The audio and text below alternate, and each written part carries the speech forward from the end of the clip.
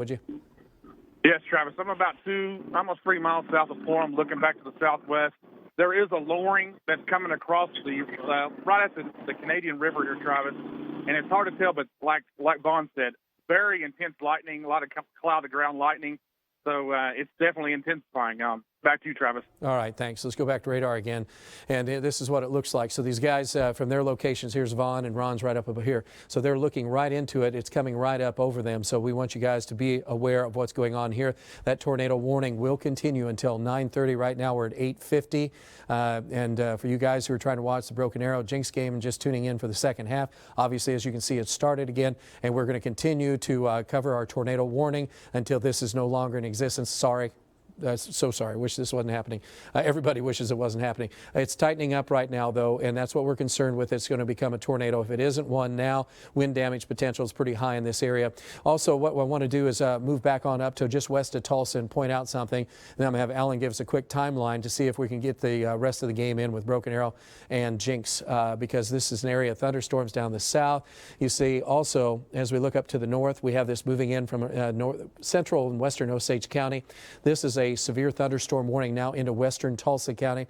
It's not a tornado, but these storms have intensified pretty much as we anticipated they would. And again, it's kind of frustrating, but there is a bit of a little calm ahead type thing going on here around Olive, also down around the Welty area. So these are the things that we're going to be watching closely. Alan's watching those. He's going to give us a little bit of a storm track and timeline on that in just a few moments. These cells are going to be blowing on into the Tulsa area. And you can see Sapulpa right now. Sapulpa has a game going on as well. And we were forecasting that that's going to be closer to the 9 o'clock hour when they were going to be moving in on Sapulpa, so we're a little concerned. Brandon is on that particular cell. I'm not going to go to Brandon right now since we have a tornado warning to the south, but let's go to Ellen and find out what this is going to do to affect our game at Chapman Stadium. Al? Yeah, well, it looks like it's going to have an impact here, Travis. And again, this is a severe thunderstorm warning that's underway. This entire line extends from the north to the south. Take a look. We'll show you this track. And you can see the thunderstorm activity that it goes all the way from basically Hominy, Keystone Lake, and then you can see Brandon that's right on the turnpike. There's showers and storms just along it to the west of his location. Now the heavier storms are back a little bit more still to the west, but I have tracked part of this leading edge. So again, this is going to get into Skiatook right after 9 o'clock. Sapulpa again between 9 and about 9:10. Sperry at 9:10. Tulsa at 9:13, 9:14.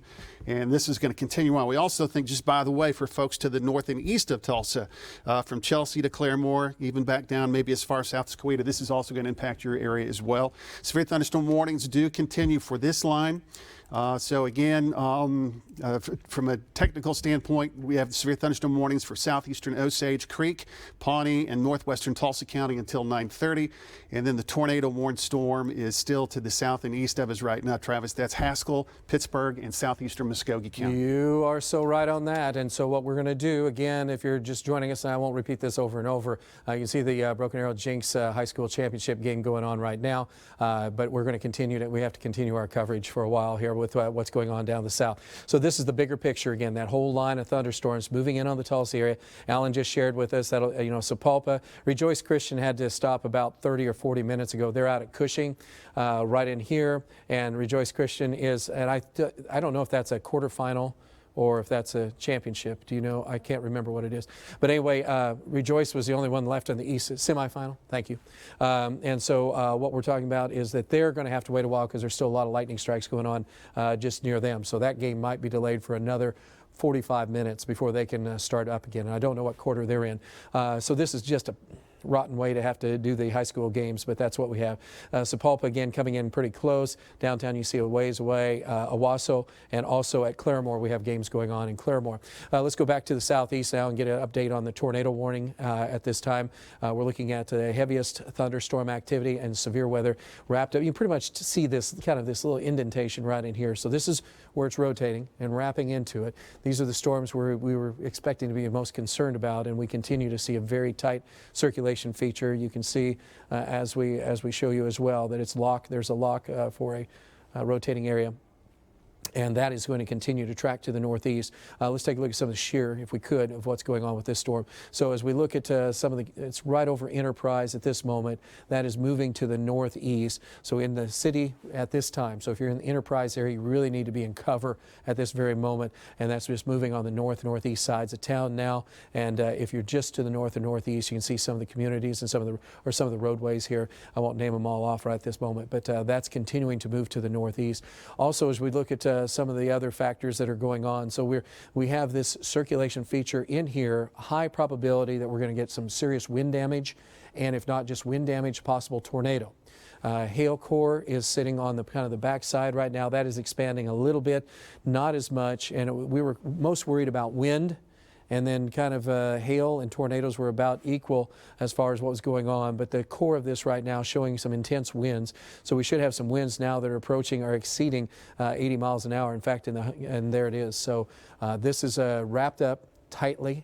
And so we have a probability of a tornado, which is getting much, much higher. If there isn't a tornado, we're going to go back and talk to Ron. We'll get Ron the first shot because he's kind of looking into it right now. Ron, can you give me a quick update on what you have?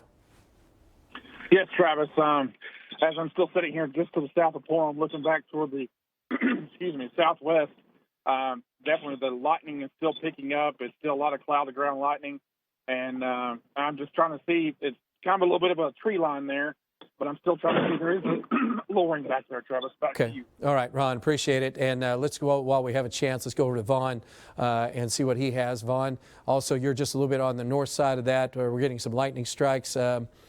With you, and it's a little blurred, I guess. Right there he goes in focus. Okay, can you tell us what we're looking at right there? Yeah, I'm just to the east of Forum.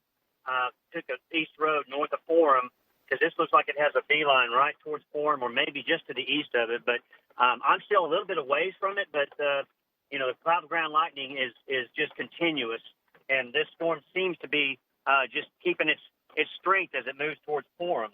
So anybody in Forum right now, now's your chance to take cover. It's not that far to your southwest, Travis. So we're gonna stay right here and see which side of Forum it's going to move on, and then we'll adjust from there, Travis. All right, thanks. I appreciate that. Let's go to Links 3 if we could. And this is a look.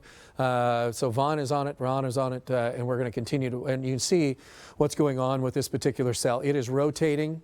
And so we could get a tornado out of this. The unfortunate thing is we were talking about the potential for a tornado for the last couple of days, and the ones in the southeast part of the state here are the ones that are going to be the strongest, and so those are the ones that are going to have the most problem. So this is going to, as you can see right now, that's tightening up considerably from Hoyt to north of Enterprise.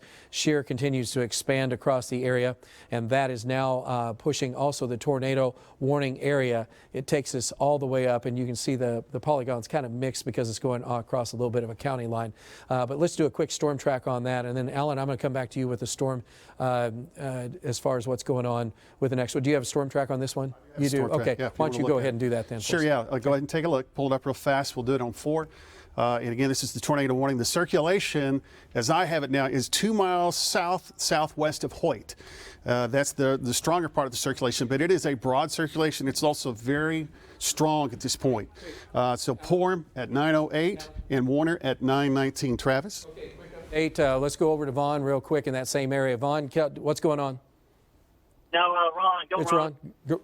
Yes, Travis. I'm still sitting here about looking due west now, just south of Forum, and I saw power flashes just to the southwest of Forum just in the last 30 seconds, Travis. Okay, so we do have power flashes in that area. Yes, we do have power flashes. Okay, so that's a pretty high probability that what we're going to be looking at is a tornado on the ground or extreme wind damage in that area. Alan, I'm going to come back to you in just a minute, but so that is, and is that Ron's video right there, or is that Vaughn's? That's Ron. That's who? Ron with an R. That is Ron. Okay, all right. So we're looking at where he is, and Ron, was that right in the middle of your picture? There's so much lightning with Yes, this. it was, Travis. Yes, okay. Straight ahead, straight west of me. Okay. All right. So let's go back to radar real quick, and then I'm going to go over to Alan. And so this is, again, what we're looking at just down here. And so Ron is looking just, he said, due to the west. And so that's right in here. So that's what we'd anticipate would happen there. Alan, let's go back and finish up the storm track, and then we'll be back. Sure, yeah. Okay. Again, on the radar, you can see where we have Vaughn and also Ron. from Porham back down to Briartown and then also around the Hoyt area. So that's where the center of circulation is located. So it's a little south-southwest of the Porham area. And you can see this entire track here. So Porham, that would be at 9:08 p.m. Warner at 9:19. Now, Warner, you're just up a little bit to the north. I'll adjust the radar screen. You can kind of see where that's at. So you're the far northern edge of this, but all in through here. And again, there will be a lot of folks still in between Hoyt and Porham and right in this general area that you would need to take your tornado precautions. Lowest floor away from walls and windows, of course, the basement if you have one, storm cellar, of course. But again, this is a tornado warning, a very strong low-level rotation that is being indicated on the radar now that is just a little south-southwest of Hoyt, and that would put it also about 4 to 5 miles south-southwest of Porham, and it continues to move to the north and east, Travis. All right. Hey, thanks, Al. I appreciate it. So this is a storm that's down the south, and so we're going to continue to talk about this storm, but we also are going to look up to the north and west of Tulsa and to the just to the west and southwest even briefly. See if you're a Broken Arrow Tiger fan that you just scored, so you're happy and jumping up and down. If you're a Jinx fan, you're sitting there, okay. You got to try this again. Anyway, so this is a line that's coming in, and we just mentioned it. This is going to be messing with our games by the time they end, unless Broken Arrow and Jinx both decide that they're going to just run it on the ground and run timeout. But that'll be interesting if they can pull that off before these storms get here. Brandon's on the storm just west of Sapulpa. This is that line of storms we're watching. We do have a severe thunderstorm warning through 9:30 for western Tulsa County right now. So if you're in the Tulsa area out west, you have a chance of winds of 60 miles per hour. This goes into southern Osage County. So we have Tim and Brandon on that. JD is on the south side of town. And then this line, any place along this line is what we're really concerned with. And Stacia's got us kind of zoomed in on this whole area so you can kind of see it. This is kind of ragtag along it. But occasionally we're going to have a potential as this line moves to the northeast. We have winds coming in at this direction. And so as that's coming in, this whole storm system coming that way, that creates a little bit more torque, you could say. And so we're going to watch for any spin-ups that could occur along this leading edge. So this becomes a very important area as this line of thunderstorms moves to the east, because we could have an embedded weak or small tornado out of this. It's not now, but there is a chance that could happen. So we're going to keep our eyes on that. Alan's going to be watching that closely, making sure anything weird is going on, he'll have that. But along this leading edge, the magenta colors indicate the potential for hail. So that is, there's a few areas that don't look too impressive right now, fortunately. And really, this is a narrow band. I mentioned also Rejoice Christian is playing Cushing. It's still going to be a while. Lightning strikes. Stacia, could you put those on for just a second? We'll just take a quick look. Okay, there's about 115 behind my head. And we have little dots showing up all over along this line. But most of the lightning strikes I have now pushed away from Cushing. So hopefully they're okay. Unfortunately, these lightning strikes do mean that we're going to be into some problems here. Let's go back to the south. You see JD's into some thunder and lightning. So this is going to mess with potentially some of the games here before we get to this whole line. This is something we're going to have to watch. So unfortunately, the Jinx game is probably, can we come into the metro for just a minute? And what I'm going to do is we're going to look at that and then we're going to go back south. Right now, so this is Bixby. Can you zoom in as close as you can down to Bixby, Glenpool, Mounds area, and down to where JD is without getting that line of thunderstorms in there? Okay, where am I? I'm gonna get out of the picture. You see no lightning strikes right now out of this, but this is rapidly increasing. And so here's the problem with this is these are moving due north, and we expect lightning to possibly pop up. This is the Tulsa County line. So as that starts to move north, if we get lightning strikes, that's going to put the delay in the game. We will have news and weather, obviously, until the game resumes. So we won't leave the game, so to speak. Obviously, hopefully, this is about as bad as it gets. Let's go back to southeast Oklahoma and talk to Vaughn and Ron for a minute, and then we're going to go to Al with an update again from maybe the storms, what's going on up to the north and to the west into western Tulsa County. This is going to be active here for the next several hours. So this is the area which we're concerned with. Vaughn and Ron are both right in the vicinity of that. Still wrapped up. Let's close in a little bit closer if you could, thanks. And then also as you look at what's happening right in here, this is going to be along State Highway 71 and not too far from where Ron is located. He's still looking into it from the west. And so as we look at where it is on the west side, we're going to be from the east side looking to the west. Let's go to the shear if we could for a moment and take a look at that. So shear has stayed basically the same. But let's go first to Ron and get an update. Ron, what do you have for us? Yes, Travis. I'm traveling back north. I just went through Briartown, heading toward Porham. Still trying to look back to the west. Now I'm kind of the tree's kind of in my way right now, but just in the last 30 seconds, the fog has really just settled in right in this area along the highway, and there is no inflow to this storm, though, Travis, at this time. There's no inflow into it, so it's definitely rotating, but it's not getting much help from the southeastern winds. Back to you, Travis. Okay, thanks. I appreciate that. Let's go on over to Vaughn with a quick update from his vantage point. Vaughn, what do you have? Yeah, it's just going to be to my southwest, which it's going to be southwest of Porham. I'm just to the east of Porham, 1 mile. I'm looking back to the southwest. I've got a clear view. This actually could be embedded in that edge of that rain. So hopefully it's not a rain-wrapped tornado, but we're going to be on it, Travis. All right, thank you much, Mr. Vaughn Castor. Greatly appreciated. Going back to radar for a minute, and you can see that circulation feature going on there. And Alan, I'm going to have you do a storm track on this, if you would, on this south one. Yeah, on the south one. I'm going to change this up a little bit. We're going to look again, as we're looking at the velocities, this is maybe not quite as tight, but the tornado warning continues through 9:30. We're at 9:05 right now. And this is southeast of Muskogee or to the east of Eufaula, Lake Eufaula at this time. And so this gives you a kind of a perspective. But as we look at what's happening with this, do we have any other Ville and shear that I want to look at? So, Stacia, if we could. So the shear has gone down a little bit in this, so the shear rate is a little bit less. So this is kind of cycling into a weaker state, hopefully, but it still has had a track, and this is the track. It went through Enterprise, through Hoyt, and Ron said he went through Briarton. So we have Vaughn and Ron pretty close to one another right now. But they're going to have to, they'll be separating so that they can get through this storm.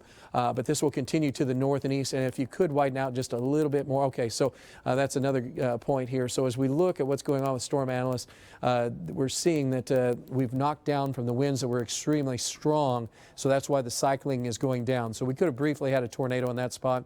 And so that's one of the issues with that. But I'm going to go over to Al and see if he can give us a storm track update on what's going on there, Al. Yeah, we'll take a look at it right now. And again, that center of circulation still broad, a little to the south-southwest of the Porham area. That would mean now it's a little north-northwest of the Hoyt vicinity. So this is the storm. And then we have a lot of information on the screen. But if you just look on the dialog box under the timestamp, Porham at 9:10. Weber's Falls at 9:29, Gore at 9:31 if it continues on. And we think the storm will. Now, whether or not the tornado warning will continue or the circulation weakens, we'll wait and see on that. But that's going to be also at Vian at 9:38. So again, right in this immediate area around Porham, you guys need to take your tornado precautions. Also still to the northwest of Hoyt. As far as we can tell at this point, again, that's where the majority of the threats are located. In Pittsburgh County, you are no longer included in this tornado warning. So at this point, the tornado warning is going to technically continue on for those areas across portions of Haskell and also extreme southeastern Muskogee County, and it will continue on also until 9:30 tonight. So again, the circulation now weakened just a little bit, but still a potential there for a tornado spin up. It may have already produced a tornado. So again, heads up, that's going to be around the Porham area. Back down to near and just west of the Briartown area, also to the northwest of Hoyt. The circulation just in the last radar scan has weakened quite a bit, but it continues to pose somewhat of a threat here. It looks like as it continues to move a little more to the northeast, it's going to move into an area that is not quite as favorable for a tornado to possibly continue. So again, looks like to me, Travis, that this circulation is weakening a little bit as it continues to move to the northeast. But at this point, the tornado warning still continues. This is going to be, again, for those areas around Porham and Briartown and just north of the Hoyt area. So Porham still at 9:10 p.m. Right now. It's 9:08. So you've got a minute or two before that circulation will be close to you there. All right, just found some more information. Sapulpa is closing down their game for a while.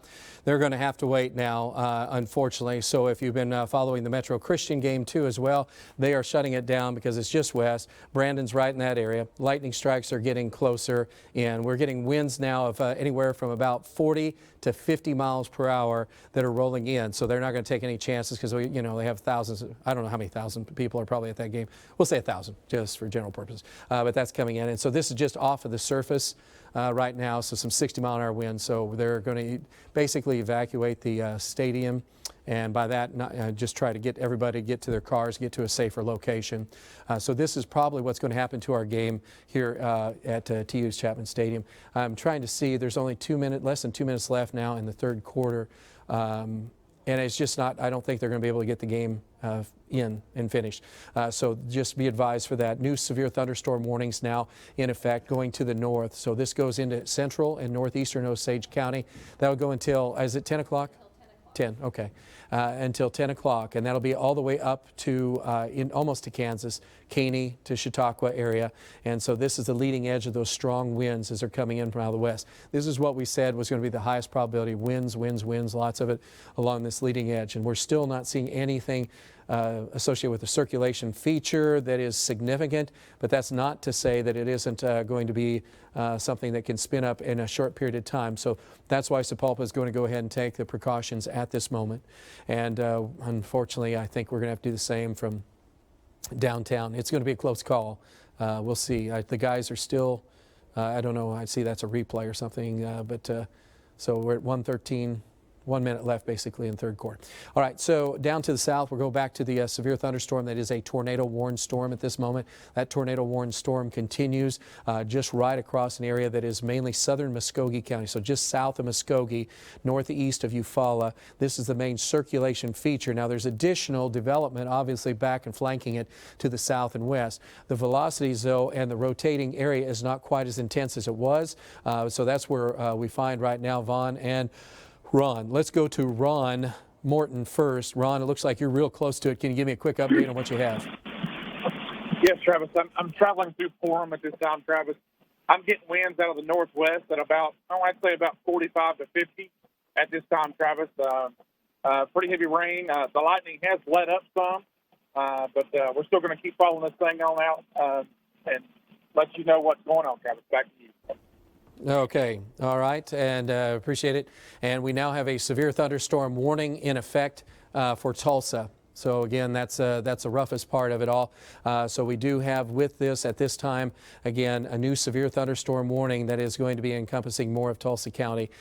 So that's part of this storm that's coming through. So no choices here. I apologize to anybody who's upset that we can't show a full screen of your game. We just can't do that during a tornado warned storm. I hope you understand what the reasoning is behind that. There's game streaming too on full. So if you want to do that, that's on our app.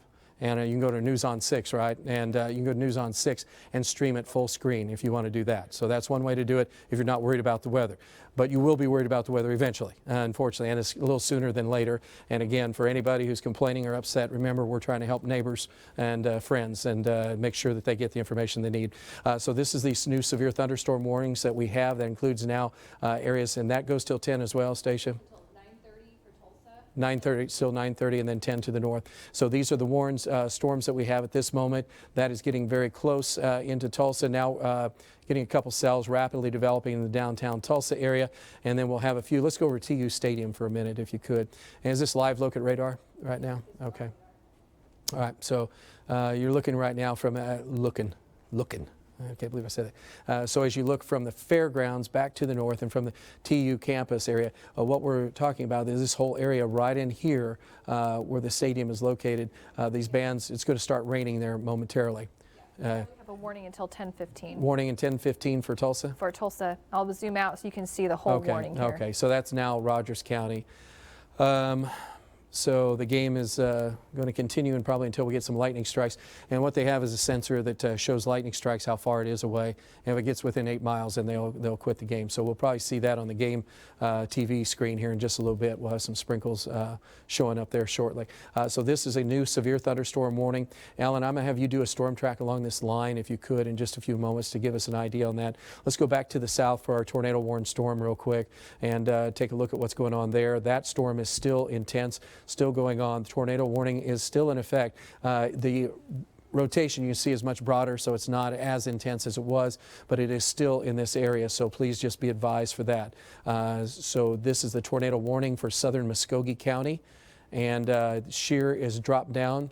We don't feel it's quite as bad, but Vaughn, if you're there, I want to get a quick update from you. What are you seeing? Because you're next to the closest or to the most intense shear area. Yeah, I'm repositioning right now, Travis. But it appeared that maybe there might have been a new little updraft forming. When I left my position, which was just east of Orem, it appeared that there could be a new lowering forming just south of where I was, which would be just to the east of Orem. But we're going to reposition and get a better shot and get back with you. All right, thanks, Vaughn. Appreciate it. So let's go over to Alan with an update on what's going on with that storm track, Al. Okay, this is the storm activity that is just to the west, southwest of the Tulsa metro, continuing to move northeast now, anywhere between 40 to 55 miles per hour. We're tracking the heavier portions, not the lighter portions, which will move into the county before this heavier portion. Now, I know there's a lot of information on the screen, but if you look in the dialog box, that would be the estimated time of arrival. So again, key for 922, Tulsa proper 924. That will also be for Owasso and Tulsa Hills at 925. The potential is there for some 60 or maybe even 65 mile per hour winds. Some of that so far looks like it's aloft and hasn't reached the surface yet, but this may continue to do that as it continues to move on to the north and east. So technically, again, this would be storms that would impact portions of Rogers County, southeastern Osage County, part of Creek County, the far southern areas of Washington County, even part of Nowata County, and then western Wagner, part of Muskogee, northern Okmulgee, almost all of Tulsa County, and portions of central Offusky County. So this line extends really all the way up into southern Kansas and goes all the way back south of the I-40 area. All right. So the only reason why you're not seeing the football game is because we don't have it on right now because we're in commercial break at this time, and it's just coming back. So right now, that's why you didn't see it, because nothing was going on during the break. We are at this moment, though, with the tornado warned storm. We'll see if they continue that. And this is getting to the north side of this warned area. We do have severe thunderstorm warnings in effect across this area. We also have down to the south, coming in from out of western Pittsburgh County, there's some additional cells that are severe. So if you're in Pittsburgh County right now, some of these storms coming up into your area, this is going to be just south and around the Colgate area. There's a big cell coming up. And so that's going to affect from McAllister to the southeast to Hartshorn again. And these storms that are down here that are severe are rotating, and because they're rotating, there is going to be a chance that we could actually have a tornado out of those at any time, pretty much, kind of similar to what we just had wrap up here to the north. Then we have heavy thunderstorms in western Okfuskee County. All of this, here's Highway 75 from Tulsa back down to McAllister. So this is just to the west of that line. And the heaviest thunderstorms, again, with severe thunderstorm, tornado warning in effect for southern Muskogee County. And that goes for another about 14 minutes. And we'll see if we reissue on that. The thing, though, that is of quite pretty much a big concern right now is this is the whole warned area that Alan was mentioning. Let's take a look at velocities, if we could, for a minute and see what we have going on that. Because in Bristow, they had a 41 mile per hour wind gust on the Mesonet, and that was in Bristow. Okay. So the winds, 41. And I don't think have we maxed out on anything else on that? I haven't seen anything else that's been too strong. JD is on that side of the storm. Hopefully he doesn't get too far behind it. That'll be a big deal if he gets way behind it. Brandon's in on the southwest side of town. Brandon, let's go to Brandon, if we could, Wells, for a minute. He's near Sapulpa. Brandon, what are you seeing as that storm's coming into town? Travis, right now we're just going to be north of the Creek Turnpike and off New Sapulpa Road. Right now, the lightning has dramatically increased, probably within the last, I'd say, 5 to 10 minutes from our current location, Travis. I'm not getting any precipitation right now, and I'm getting wind out of the southeast at about 10 to 15. We're going to stay with it all evening. Back to you. Okay. All right. I appreciate it. So that's the thunderstorms that are just coming in on the southwest side of town, just hitting Sapulpa now. Severe thunderstorm warnings in effect for this area, and this is going to continue. You can see a little bit blacker color in here. Let's go to radar with Vils and see what we have as far as hail potential. on this. So there is a little bit of a track of some hail associated with that as it's gone from Depew and then on up to around the Bristow area. So there could be some hail embedded in some of those cells, a little bit more so. So these severe thunderstorm warnings continue. JD's right on the leading edge of that. He's kind of in a bad cell place. I'm not going to go to him right this second until we have to. We're looking at, again, the magenta colors indicate the level of hail. So that lighter color is a little bit better chance. If we get to black, then that's getting to be bigger chunks of hail. That are probably closer to, I'd say, at least quarter size, golf ball size in that area. So this is borderline. This is probably about nickel size right in this point. This is all moving to the northeast. Could you put this in motion for just a minute? And then Ellen, we're going to go down to the south and look at those storms down south in a minute. I'm going to have you storm track on that if you would. But these are the cells that are coming up over the Tulsa area, then the lines coming in, and then come into Tulsa if you could with that right now so we can look at Chapman Stadium. So again, right in here, and then so we're watching as that's coming in. So we have this one band of rain coming right across that area that just flew right through. I don't know, I didn't see anything on the game that changed too much.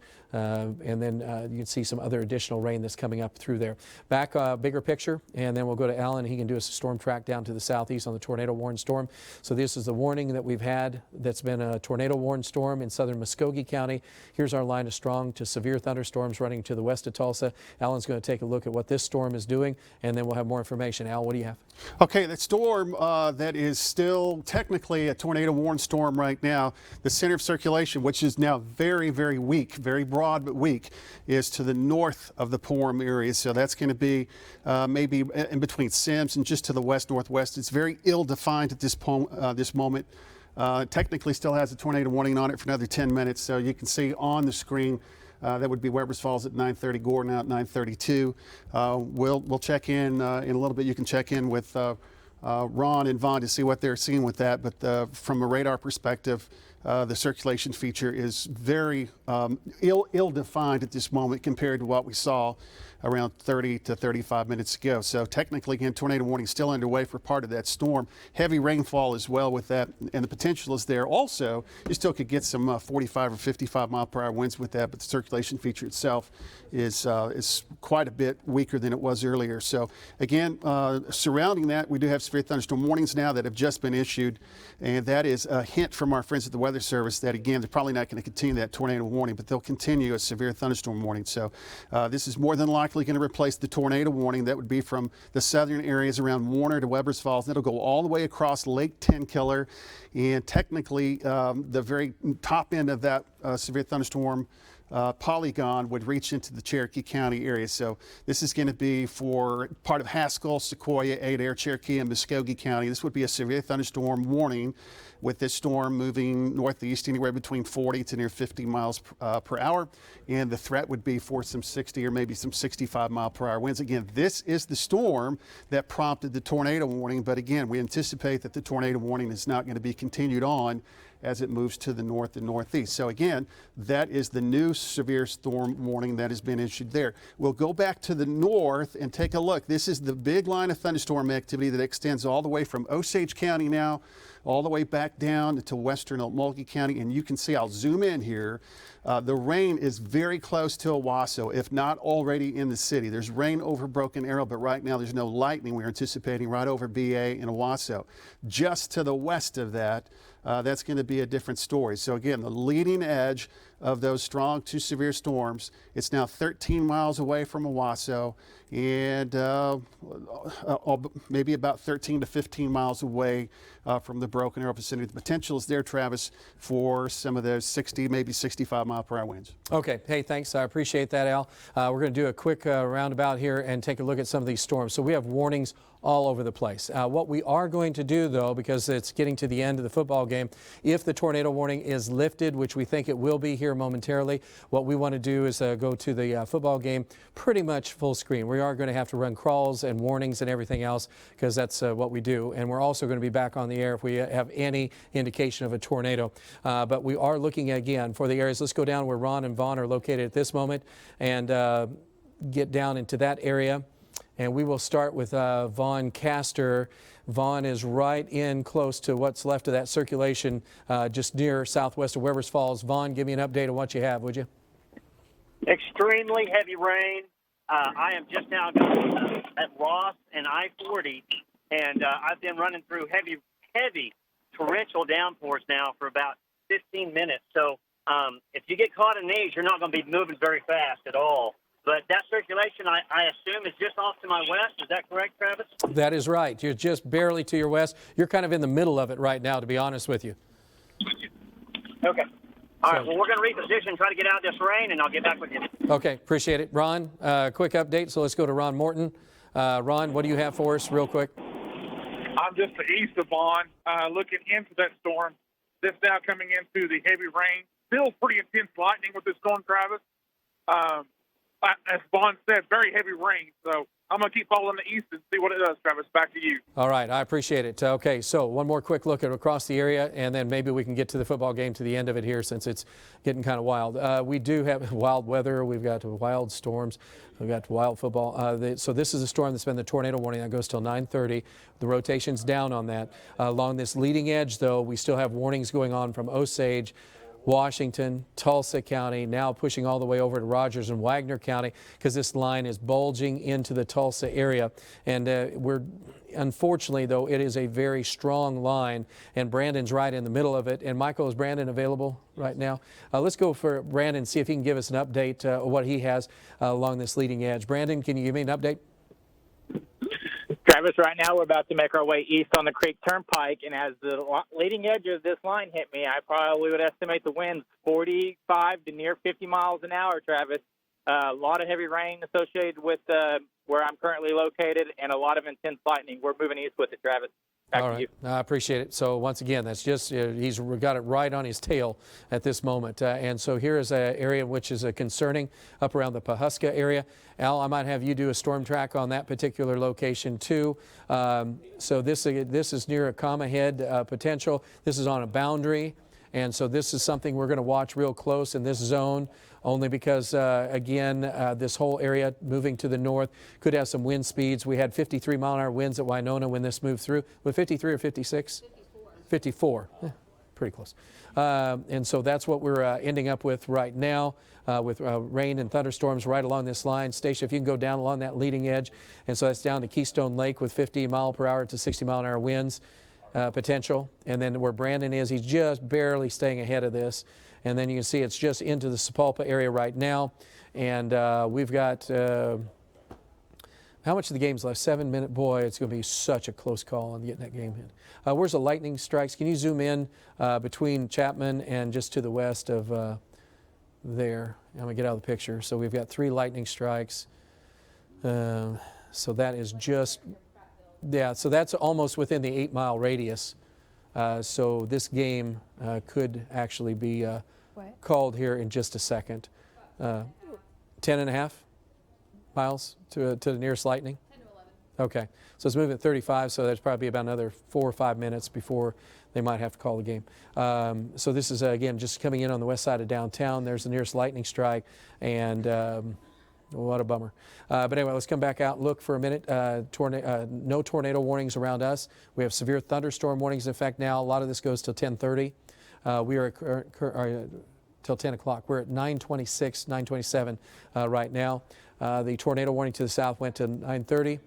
And new tornado warnings. Let's go to Stacia with an update on what the statistics are on that. What do you have? All right, Travis. So they are going to continue that tornado warning. Remember, we had the tornado warning down around the Enterprise area, Hoyt, and then moved up to the northeast near Porham. Take a look at Lynx 3 right now, and I'll show you where the newest report is coming in. This is around Weber's Falls now, and you can see where those really strong wind reports are coming in. This is where Vaughn is located and Ron. They've been on this storm, and it seems like it is wrapped up once again. And so that area of rotation is right along I-40 just to the south of Weber's Falls now. So again, Ron and Vaughn right on that. Now this new tornado warning, this is going to go until 10:15.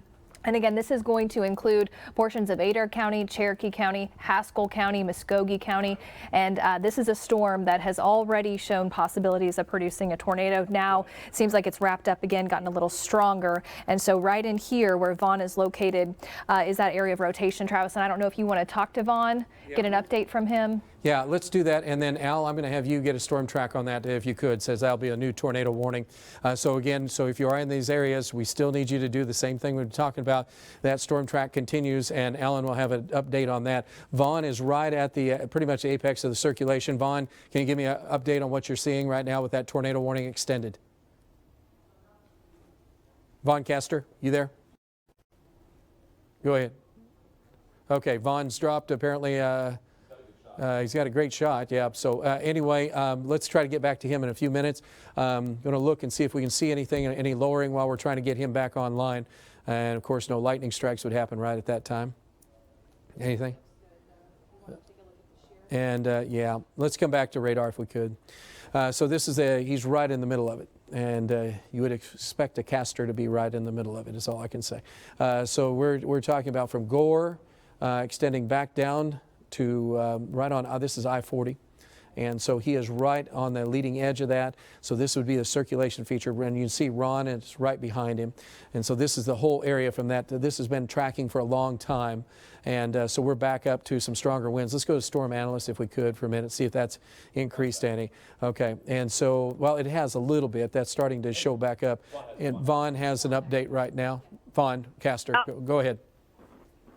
Okay, Travis, just south of I-40, just looks like it's going to pass just east of the river channel. Let me get out from these trees just a second. It appears we have a tornado on the ground.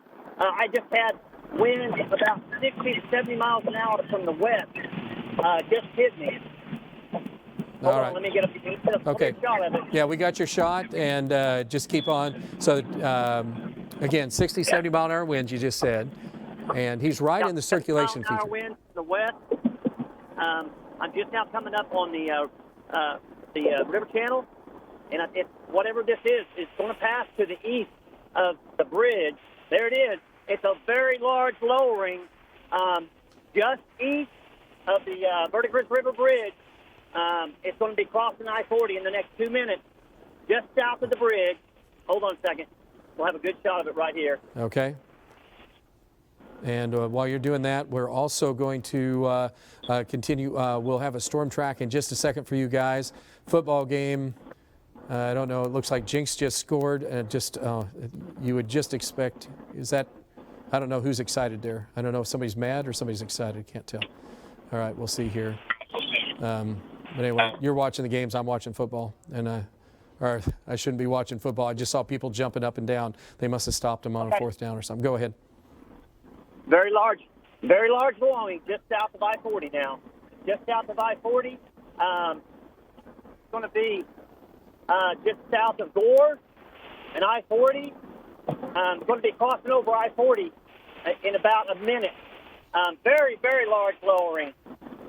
All right, and we can see right. Let's go to radar and we'll keep Vaughn right there. Michael, if you'll listen to Vaughn for a minute, if he sees anything else, we can go back. Here's where he is looking at, right in this zone. So this is just crossing as we speak, and this is what he's seeing. So it's literally crossing right now, and that's the circulation feature. And he said it's a large lowering right in here. So this is what we're looking at. So obviously we have a tornado warning. We're back in a break. Delay, rain delay now. Okay. And so Vaughn, let's go back to Vaughn right now. Go ahead, Vaughn. Power flashes right on I-40. Yep, on I-40. All right, who's got the power flash? Was that Vaughn? Both of us. Both of us. Okay. All right, I don't know if we can get both guys on pictures on the screen or not at the same time. Weather delay and Jinx. Okay, we got damage.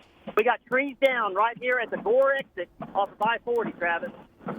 Trees down. It just crossed I-40 right here at the exit. Okay, so we did have a tornado. So that was the lowering. Yeah, well, there's definitely a tornado on the ground moving towards. It's going to pass to it looks like to the east of Gore, between Gore and Bayan. All right.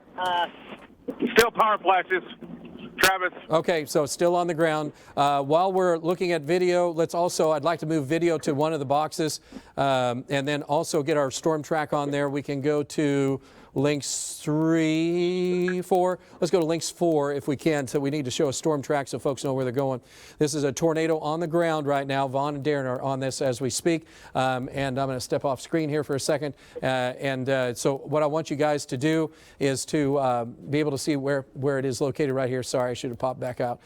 So this is right where the circulation is. Tornado on the ground near just east of Weber's Falls, Gore area. This is where Ron and Vaughn are talking about. This is tracking northeast toward Redbird, Black Gum, Box. You guys need to take cover right now. Tornado on the ground. Vaughn or Ron, both of you guys can talk at the same time. What do you have for us? I'm still trying to cross over the river here at the Kerr-McClellan bridge, Travis. So once I get over there, I can get a better shot, Travis. Okay, and so we've got. I can tell you right now, it passed over the exit off of I-40 just to the east of the Kerr-McClellan Bridge. It passed right over that exit, and it's moving to the east-northeast, or the northeast, I think, Travis. But there's damage. There's trees down right there at the exit. I'm going to get off at the Bayan exit and head north. As soon as I get a picture of it, see if there's anything on the ground, I'll be back with you, Travis. Okay, I appreciate it. Let's go to links. Let's go to links 3 first, and I'm going to go back to Ellen so he can do his quick storm track. This is the location that we're talking about where Vaughn and Ron are, I mean, you can just see it tightened up right in here, the circulation. So just moved across State Highway 10, this is across I-40, and this is now into an area that from Gore Landing, this is southeastern Muskogee County and into western northern portions of Sequoia County should be at this point. So that is going to track up to the northeast. So that's going to take it on up. Let's see if we can find, we'll have, and you can see it's wrapped up tightly. So we do have a tornado again just near Gore Landing. So if you're in this area, you need to take cover near Moonshine Road. And then that extends up to Ridge Road and then on up to Redbird. So if you're in these areas, and again, it's dark, it can't hardly see, and there's lightning strikes around. Trust us, the tornado's on the ground. Vaughn and Ron are all over it. And so they've got this covered, and you need to get to cover real quick as well. A quick update from Vaughn, if we could. Go back to Vaughn. Ron, excuse me. Travis, as you can see in my picture, there's trees down right here. Go to Ron. Exit to the Gore. There it is. Travis? Okay, go ahead. This is a tree crossing the exit right here at the Gore exit. And there is damage in the middle of the median, too. There's trees down in the middle of the median right here at exit 291, Travis. Okay. At exit 291 right here at Gore.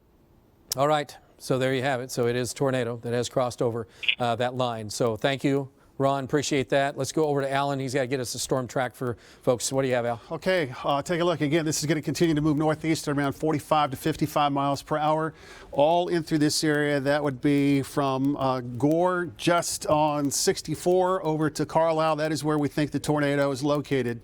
And that would be crossing right over US 64. That's going to be closer in now to Redbird, Smith soon, Black Gum, Box, Evening Shade, Paradise Hill. If you folks are around Lake Tenkiller, this storm, and again, it may do its weakening phase. About 40 minutes ago, it was strong, and then 20 minutes ago, it weakened, and then about 10 minutes ago, it really flared right back up. But Lake Tenkiller, you guys would be in this path at 9:48. Cookson would be right after that, and then all the way back up to the Dry Creek area. So again, this is the area of concern, and we're thinking again that tornadoes have been occurring here. There's a part of the radar, Travis, that you can look and see the debris signature. We've had a debris signature off and on for the last 5 minutes, and it's still there just a little bit to the east, slightly maybe 2-3 miles east of Gore. All right. Thank you, Alan. And you stay on top of that, please. And I know you will. And then also we got to show you it's coming into Tulsa at this time as well. We have our tornado warning, as we said, for the areas around. Let's go to links 3, if we could. Links 3. What we're going to look at is that the storm here is down to the southeast, Lake Tenkiller. That's a tornado warned storm. And then what we want to look at is back into the Tulsa area. And this is where we're finding a line of thunderstorms coming through. We have 50-mile-an-hour winds associated with this. As we said, the ball game has been halted because of lightning and severe weather. So we have a stoppage at Sapulpa. We have a stoppage at TU Stadium for obvious reasons. Brandon's along the leading edge near Jinx. Brandon, give me a quick update on what you have, would you? Are you there, Brandon? Travis, right now we're going to be just north of the Creek Turnpike, East 96th Street. Right now, I would estimate the winds with the line coming in, Travis, to be anywhere from maybe 50 to 55 estimated. I don't have any precipitation. One thing I would like to make note of is the clouds. There's going to be a very scary look to them. There's a lot of low-hanging clouds. But we're going to keep an eye on it, Travis. Back to you. All right, I appreciate it. Back to radar for a minute if we can and show you what's going on. So this is the areas in which need the Lynx 3 again. We've changed over to Lynx 3, guys, sorry, because I've given Al Lynx 4. So Alan's got Lynx 4. So we're looking at a rotating area right now, potentially near Sperry. So we could get some wind damage for you guys near Sperry right now, as this is the leading edge of it, and you can see kind of how this looks right in here. Stacia, if you tighten up a little bit more and look at this, we'll look at see if we can see some shear on this too, because this is wrapped up tight enough that we're afraid, that we could have some wind potential damage, and also a small spin up of a tornado can happen in these situations. So don't be surprised if you get wind damage. Small chance, but we could have a small tornado. We have, is Tim on the north side close right in there? Okay, and we'll have Tim take a look at that. Tim is, where is he at in relationship to that? Okay, he's near the, okay. Hey, Tim, if you're with me right now, can you look back to your west and tell me what you're seeing with that storm? I know we're looking at near the game right now in Owasso, but can you get me a bird's eye view of what's going on just to your west-northwest? Yeah, Travis, I'm seeing just a line. It's a much lowering of the clouds to the west, a lot more lightning intensity. But beyond that, I really haven't seen anything. I'm going to start working my way that way now towards Sperry along Highway 20 so I can go east and west towards Claremore as this thing moves east. All right. Tornado warning or just severe? Huh? For Sperry and Skytook, it's coming. Yeah, but what? A tornado? A tornado warning. Okay, so this is going to be a tornado warning for you guys. So let's get Tim moved. Get him in position. He is? Okay. So right now, new tornado warning coming in, Skytook to Sperry area. This is the rotating area that we're concerned with. So these are the ones that bubble up quickly. You can see it is rotating right now. If you're on the north side of Tulsa from Sperry and then extending back to Skytook, we need you to take cover. This is tightening up very, very quickly right in here. So east 126th Street, and then as that extends from Peoria. So you're basically right in the middle of a potential tornado right now. If not, you're going to have severe wind damage. And I say severe, meaning over probably 70 miles an hour or more right in this zone. So this is tightening up right in here. So if you are in this area, and so this goes along the Highway 11, North Cincinnati area, just on the north side of town, and then it extends around Peoria and then back on to North Lewis. This is what we're concerned with so many people. You see the damage coming in near Vian. That is, again, in the upper left, that's from the tornado. Alan, if you could, on the south storm, just stay on the south storm, and I'll come to you with some updates real quick, because we'll have to share that information, too, for our folks down the south. So the tornado warning now, Skytook to the east-northeast. And then you see heavy rain, thunderstorm activity from Sperry extending back on down. So this is the rotating area. And also, let's do a quick storm track, if you can, Stacia, on this one. This is going to be part of the tornado warning that is coming out. So this will take it across northern Tulsa County. You can see it from Skytook right now, and then extending to around the Vera area, and then that goes back on up to around Oologah. So if you are in these areas, we're going to want you to take cover. We're talking about wind damage potential all over the place, but this is getting refined down to a specific location, and so we're now concerned that a spin up of a tornado is very possible in the areas right around Skytook, north of Sperry, and moving to the northeast at about 35, or is that about the speed of it? 35, about 35 miles an hour. And so that'll take it on up into western, northwestern portions of Rogers County. And so if you are in this area, there is going to be a potential, again, for a tornado. And if there's not a tornado, there's still going to be wind damage, and the potential for damage from winds of 60, 70 miles an hour is still very high. And so we want you to know that. Just a quick look down along this line. So Owasso right now, that game is, I think they're still playing. In Owasso, I think Bixby, yeah, they're still on the field right now. Somebody better tell them to hurry up and get off of there. The leading edge now east of Highway 75 and extending on up to 76th Street North. So this is a tightened up area of circulation. You see the damage to the south and to the west. Or I should say the damage down to the southeast of us at Vian from near the tornado area. Now this is moving to the north again, northeast. Is that more of a north-northeast movement, or is that northeast? North-northeast right now? Okay. So this is just on the east-southeast side of Skytook at this moment, and you can see that couplet we're talking about that we're concerned with. We're going to do a storm track, and then we're going to quickly go over to Alan to get a storm track of the tornado-warned storm that's down in eastern portion of Pittsburgh County, northern Sequoia County, southern Adair County. So this is the track right now. So you can see Skytook 945, Collinsville. Let's see, what's Skytook 944? Basically, it's in Skytook. Collinsville at this time. extending Ramona 10, Talala 10-10. And then widen out, if you would, for the Tulsa area real quick so we can get folks a little bit more of a picture of what's going on. So this is the north side of town. Even go wider if you could, Stage, please, for a minute. So this is the leading edge now past the airport coming in on Owasso. Tim's right in that vicinity. And then you can see Brandon on the leading edge to the south. Let's look south a little bit here. This is all severe thunderstorm warnings in this area. And then the new tornado warning is for the North Tulsa area, extreme northern Tulsa, in southeastern Washington County, northwestern portions of Rogers County, and then southern Tulsa right now getting hit with heavy rain and wind. So we want folks to know what's going on. And then you see the line of thunderstorms, and then Alan's on the storms that are way down to the south and to the east. And Alan, give us a quick update on what's going on there, would you? Okay, we still have tornado warnings that are underway, and damage has been reported. There still may be a tornado on the ground right now. So you folks around the Redbird Smith area, just to the east-southeast of Paradise Hill, over to Evening Shade, you need to take your tornado precautions. That would include all the way into and surrounding the Lake Tenkiller area. If you're around Lake Tenkiller, we would encourage you to take your tornado precautions.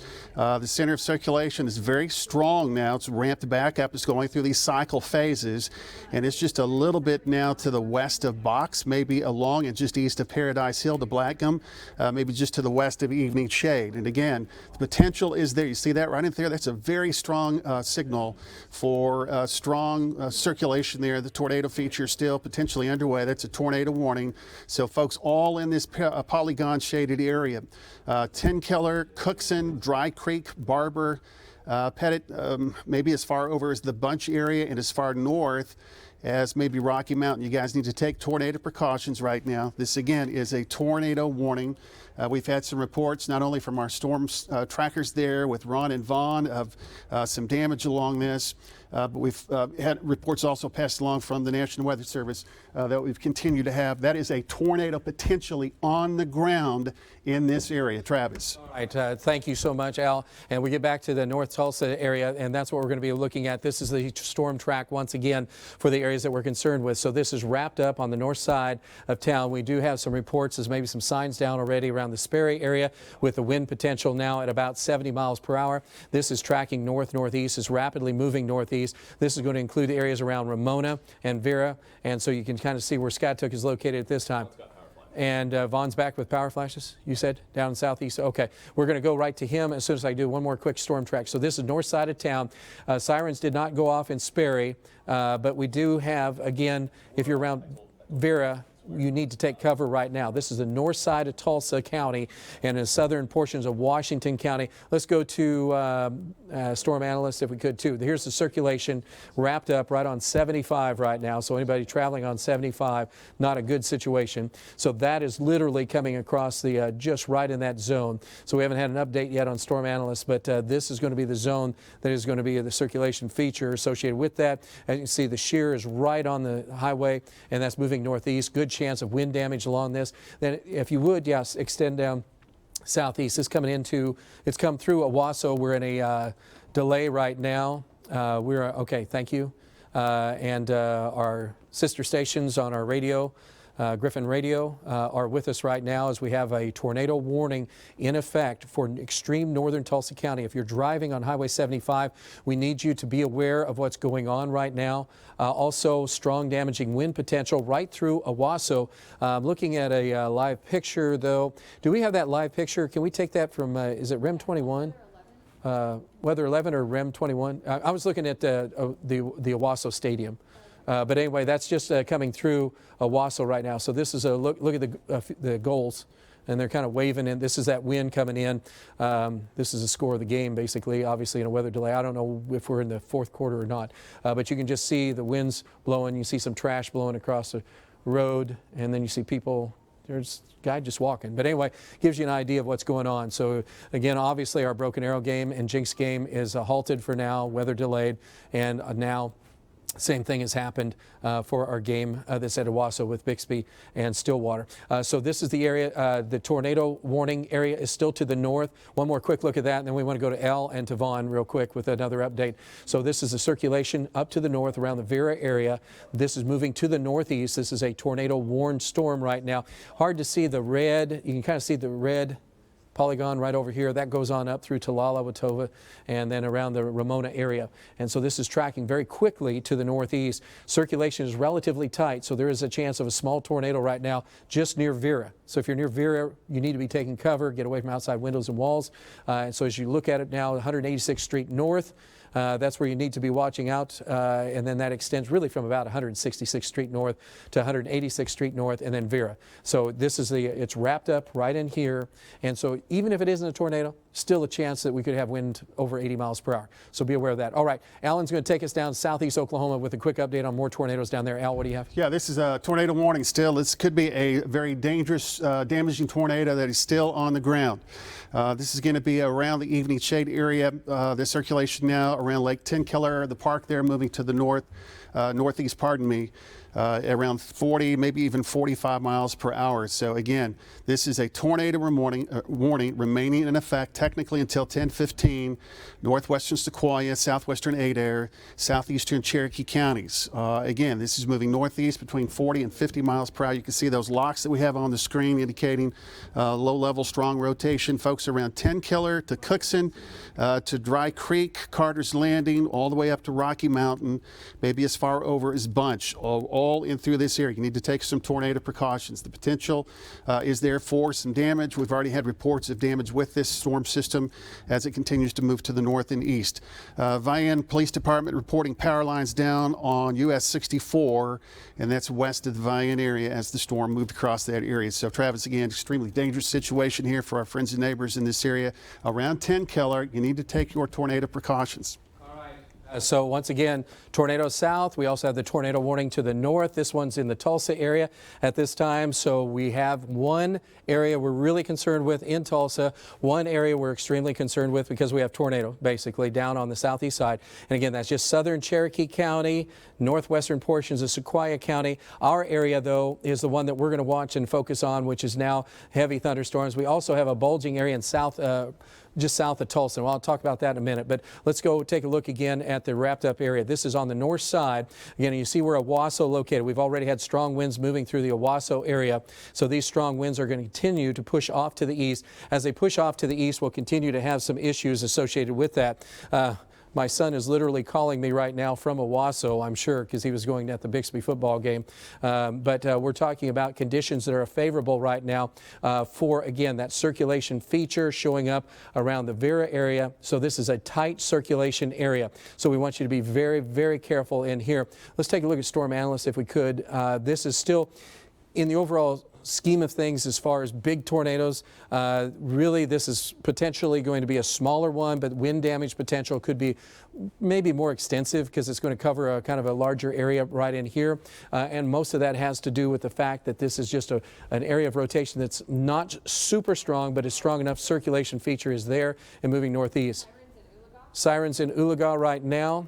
Going off, and for good reason, just because that circulation feature will continue. So we will get damage along this path, even if it's not a tornado, but we want you to at least think that it is a tornado so that you'll take some precautions because it's close enough near Vera, just on the south side, about 2 miles south of Vera, and then that's going to extend on up to around the Talala area. So that's the leading edge of that. In the Tulsa area, we have severe thunderstorm warnings going on, and so if you're watching from around the Owasso area at this hour, the strongest winds now have extended east of Collinsville back down to just kind of east of Owasso around the Limestone area. That's heading into Claremore. Claremore obviously has another game going on. They were a little delayed, I think, in getting it started, so I don't know how the Sperry-Afton game is going right now, but they're getting close to lightning. If they're probably going to shut it down if they're not finished with their game. Back into the Tulsa area right now, heavy rain, thunderstorm activity cutting across the city. Of course, as we mentioned already, obviously the game has been stopped at Chapman Stadium between Broken Arrow and Jinx, and then the game also was stopped in Sapulpa, which was Metro Christian and Biggs. And so that game probably will have the best chance of resuming in a while.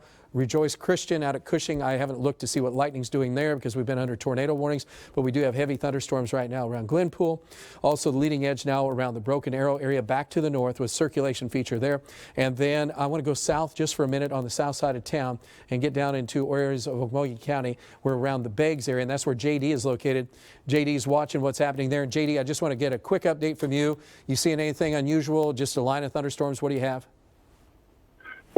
Nothing unusual right now, Travis. I'm actually in Hectorville, and as this line's rolling in from the west there, it is very ragtag, very rugged, very rough looking on the edge, a lot of lowerings. Nothing as far as rotation that I'm seeing, but it is very heavy with a lot of cloud to ground lightning, Travis. So we're going to track this thing east, and we'll get back to you. All right. Hey, greatly appreciate it. Back into the Tulsa area one more time. We got to get down to Allen to our storm that's still in southern Cherokee County. This is the area again on the north side of town. This is just north of Collinsville. Circulation feature now north of Vera and also showing up just southeast of Ramona. Let's get the rotation on it, velocities, and you see right around the Vera area, strong damaging winds of maybe 50, 60 miles an hour along that leading edge. Still wrapped up in a comma head right in here. Let's do a quick storm track. Let's go to Allen as soon as we're done with the storm track and get some more information on what's going on. This is a tornado warning in this red polygon area. This is southeast Washington County. This is all just north of Tulsa. And then you can see Ulaga Lake right here. So it's going to hit over Talala. And then Nowata at about 10:17, Delaware at 10:22. Again, it's a little bit weaker. We have a stronger storm. Allen's watching to the south with tornado. Al, what do you? Travis, we think this, again, is a very large tornado that could be on the ground, continue to do considerable damage. Folks around Cookson, you should be in your storm shelter right now.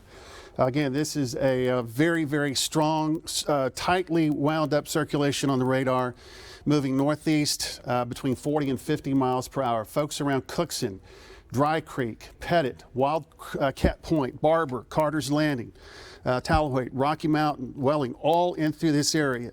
You need to take your tornado precautions. Again, this has a history of producing damage, reports of tornadoes, and again, from the National Weather Service, they're saying this is a confirmed large and dangerous tornado near the Cookson area, moving northeast at 40. And we can confirm from a radar standpoint, it is a very significant circulation. We also see that there's still some debris that may be lofted, it looks like, with this circulation, which is just now the lofting there would be about 2 miles, maybe 3 miles just southwest of Dry Creek, and maybe about 2 to maybe 3 miles to the south and southeast of Pettit. So in between Pettit and Dry Creek and south of Tent Killer and then just north of Evening Shade. Again, the potential is there for a very damaging tornado that is on the ground that continues to move to the north and east at around 40 miles per hour. So all in this area. This is going to be around Rocky Mountain. Here, let me kind of straighten this out. You can see Tahlequah, that is staying to your south right now, and the most dangerous portion of that storm more than likely passes Tahlequah proper to the south and east. But if you're watching to the south and east of Tahlequah, you would definitely need to take some tornado precautions. Again, traps, that would be around Pettit, the Cookson area, Dry Creek, Barber, Carter's Landing. The potential is there for continuation of damaging winds from the tornado.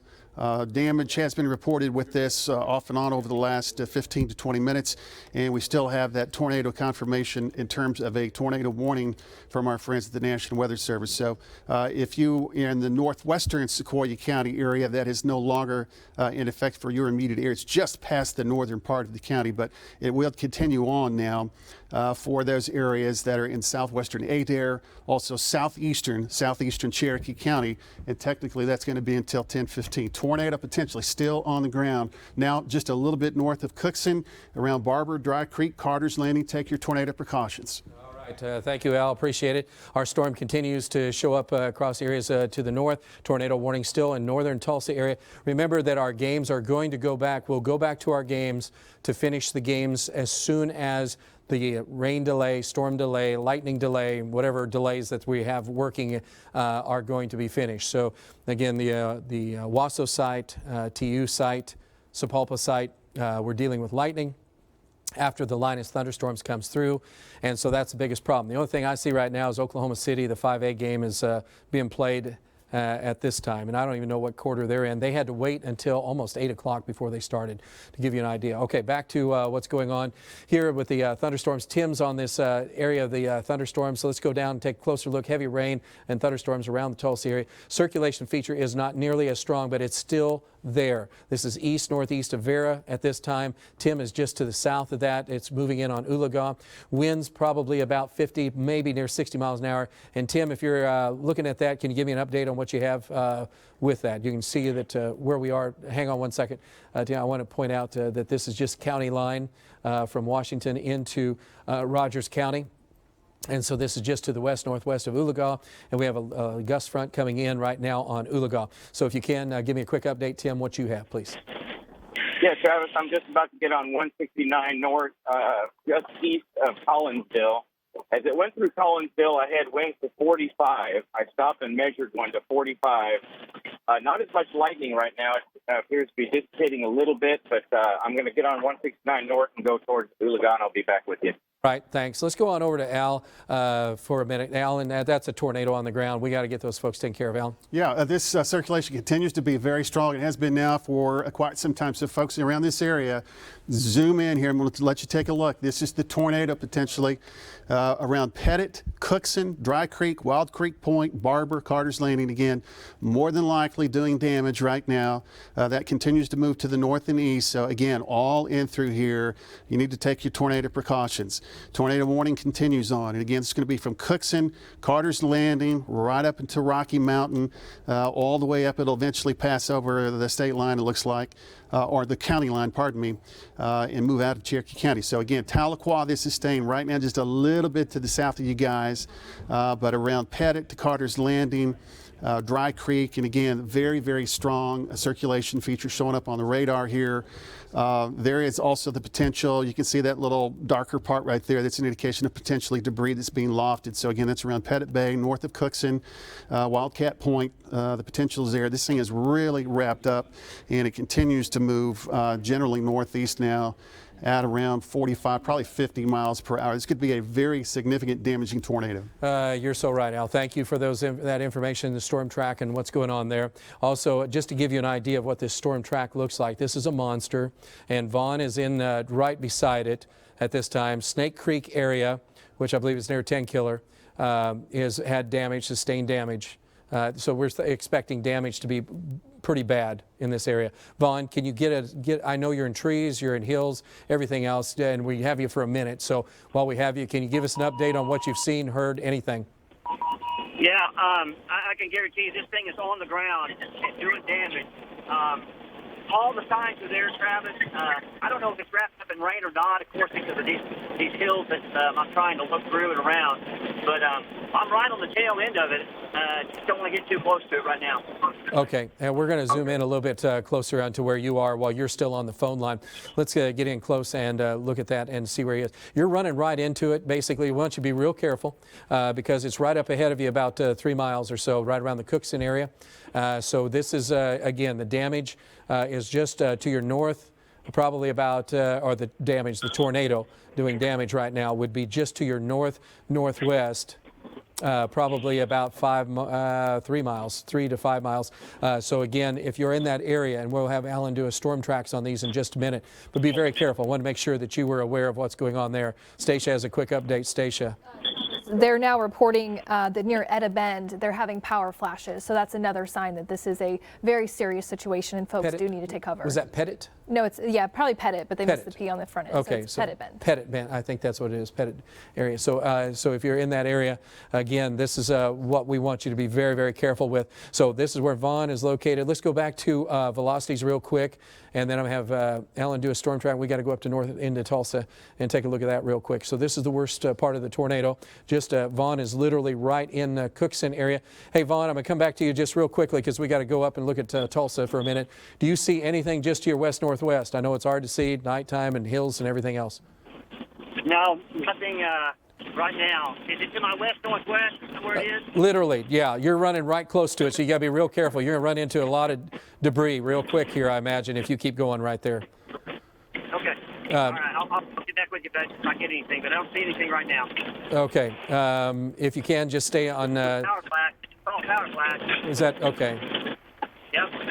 Okay, so it's tornado doing damage right in that area. Let's... and it's... Limbs here. What'd you say? I got limbs down, so yes.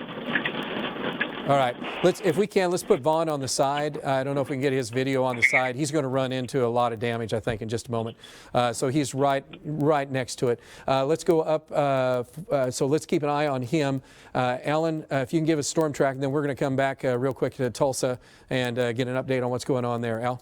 Okay, tornado warning now has been extended. This is going to be into northern Adair, southeastern Cherokee County until 10:45. And again, this is because of an extremely large, damaging tornado that is still on the ground from all indications. And again, Carter's Landing, 10 Killer, Talahoyt, north of Dry Creek, Wildcat Point, Pettit Bay, all right in through here. So you can see this flashing polygon now that includes the Briggs area, goes all the way up to Proctor and then over to Chance and Chewy.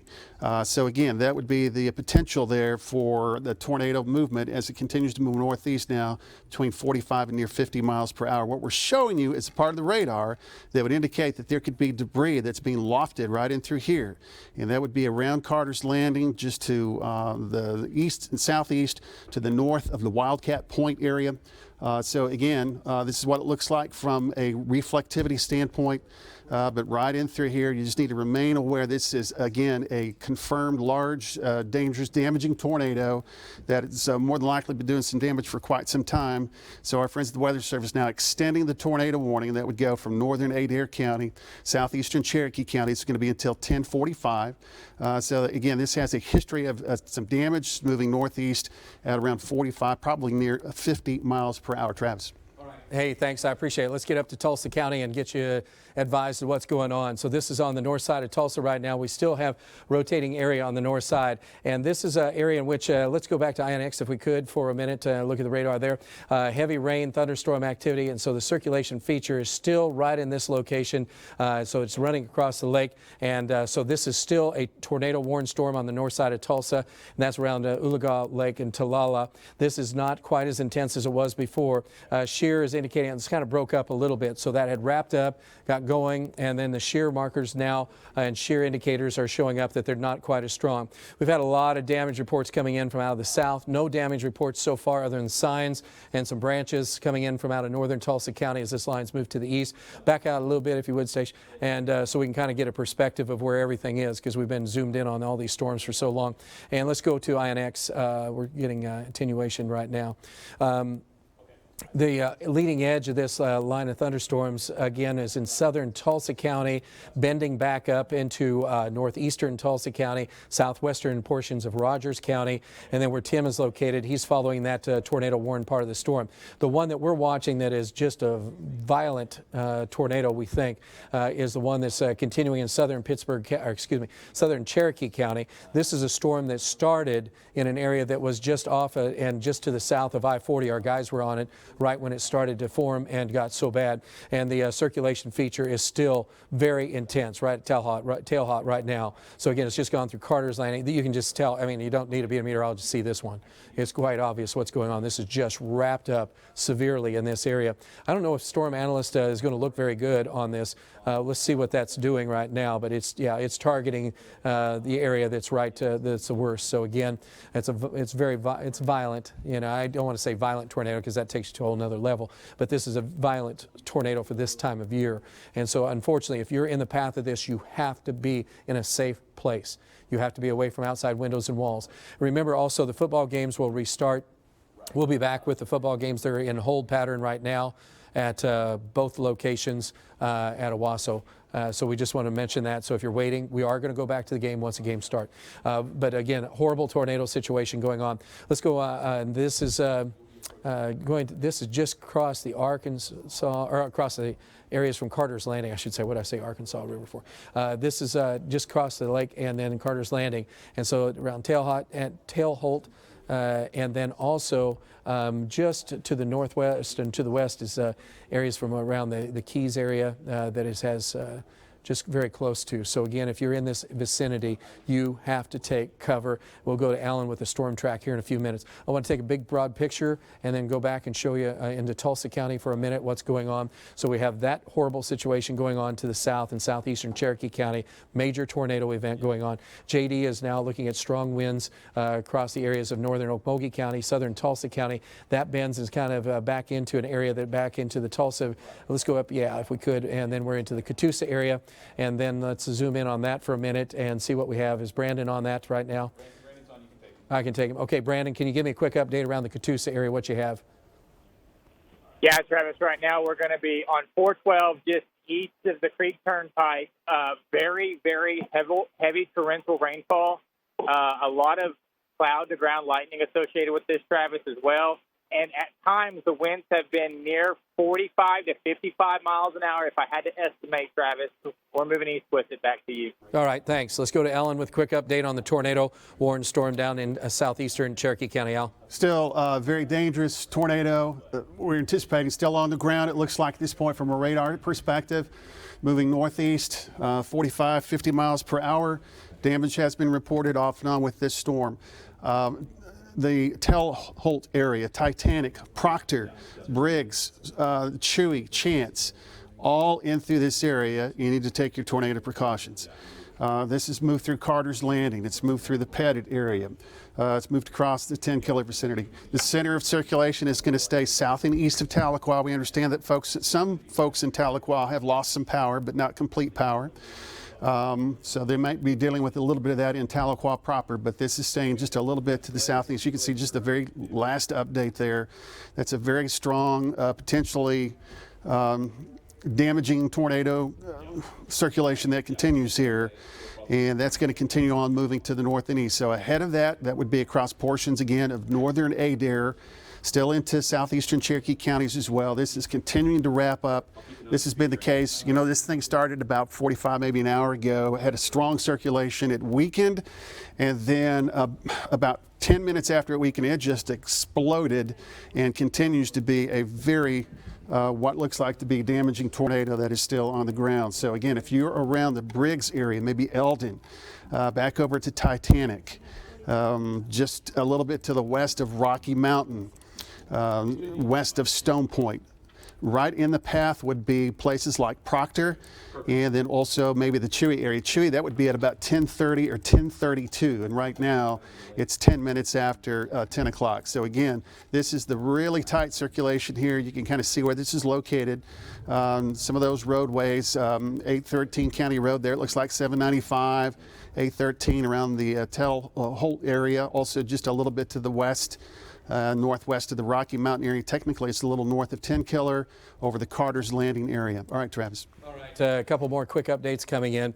Again, I know there's some people that have been complaining about us covering this. Remember, there's no football game going on now. I even had some people complain, say, we want to watch the football game, not severe weather coverage. Well, tonight, there's a chance that some folks are going to lose their life, and so I hope that you consider weighing the values of both of those. We're trying very hard to be able to appease everybody, but this is a pretty difficult thing. So this is, okay, so this is at TU's, at the stadium, at Chapman Stadium right now. You can see the score, weather delayed. I don't know, there wasn't a whole lot of time left in the game. Do you guys know how much time's left? We're 4:53 is left in the game.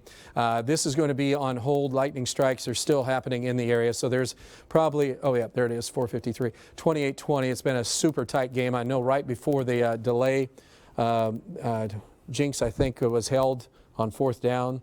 And so well, I think Broken Arrow has the ball. But anyway, this is going to continue for a while longer in that area. So just don't be surprised. Owasso is in the same boat right now. With the same story, still lightning in the vicinity. This is a live look from out of Owasso. This was a score. We're in a weather delay at this location as well, and this is going to have to continue. Unfortunately, we still have lightning strikes going on multiple locations around here.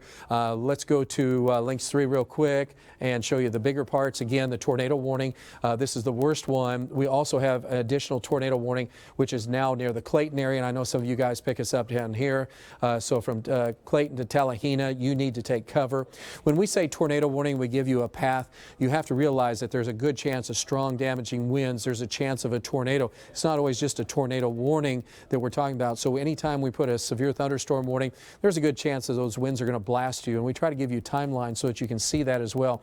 And right now, you can see the areas of rain and thunderstorms. We have a severe thunderstorm warning in southeastern Pittsburgh County, also western Latimer County to go with that tornado warning. That's just southwest of Talihina. We have our tornado warning eastern Cherokee, northwestern Adair, and then we have our severe thunderstorms now still in northern Tulsa County through central Tulsa, western portions of Wagner, southwestern portions of Rogers. That extends back to the north into southern Washington County. So this whole line is moving to the east. These were the cells we talked about during some of our newscasts that we worried about, that the ones in advance were going to have the potential to be torqued up a little bit more, but we still have very strong damaging wind potential in advance of this line of thunderstorms. Now this is broken up somewhat from around Broken Arrow to Catoosa, but where Brandon is located, still extremely heavy rainfall. Back to the south and east, again, the main storm, there's two of them down southeast. These are the ones that would be producing the tornadoes, but the wind potential is really rough for folks with thunderstorms that even 60 mile an hour shakes your house, and then you're worried about it. But the circulation now just near the Briggs area has just barely missed Tahlequah and has just continued to track to the north. This is wrapped up. We'll go to Alan again with another tornado update here in just a minute as far as the storm track, but you can needless to say, this is again wrapped up significantly. Vaughn is in an area, and you can see the circulation. Let's zoom in here, and then we'll go down to Vaughn for a minute. Vaughn cannot catch up with this storm where it's located. It's nighttime, so we're not going to see it anyway.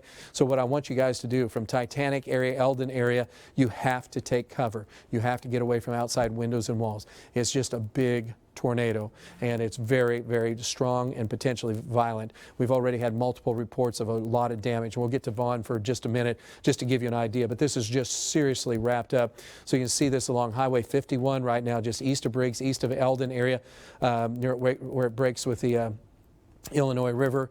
You just are in a bad spot at this particular moment, and you need to make sure that you move to a place of safety now. Because this is going to continue to track to the northeast. Intensities have not changed, and this is going to be a problem for a while. So again, if you're along the leading edge, Alan's going to tell us this in a second. I want to go south to Vaughn real quick so folks understand. So if you could widen back up for a minute, and we're going to go back down to where Vaughn is located. Michael, is he still at the damage area? Yeah. Okay, and Vaughn is now at Wildcat. This Carter's Landing is right here, Pettit Bay. You see where that is, Barber Dry Dock. So again, this is around the Lake 10 Killer area. So this is where the line, where the tornado has come through. Vaughn, just a quick update, and then I can get to Alan. What have you seen in damage?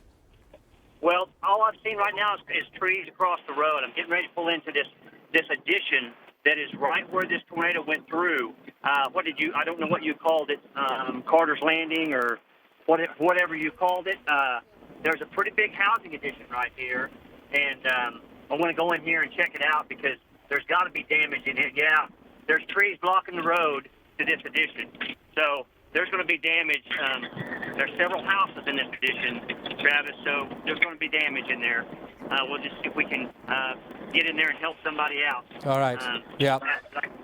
All right. Yeah, I see what you're talking about. All right. Thanks. I'm going to go back. We got to do a storm track. And again, this is the area in which Vaughn is talking about. This is the storm track. We have damage now. Stacia's mentioning in Tailholt at this point. And so this is just a big area where you got to watch out to Titanic. Alan, take it away. Boy, significant circulation still continuing. This is probably still doing damage right now. The circulation feature is just a little bit to the east, southeast of Eldon. It's in between Eldon and Titanic, and again, it could be doing damage right now on the ground. Tornado warning still continuing. Chewy 1034. Watts 1041, possibly as far north as the Little Kansas area, maybe at 1043. It just depends on the movement of the storm, but right now you would be right on the edge of maybe the storm track itself. So from Proctor to Chewy to Chance, all in through here around Christie, Eldon, that is where the stronger circulation feature is located now. It's just about a mile, maybe 2 miles to the southeast of Eldon, and also pretty much the same just to the west of the Titanic area. Again, this has been a very strong,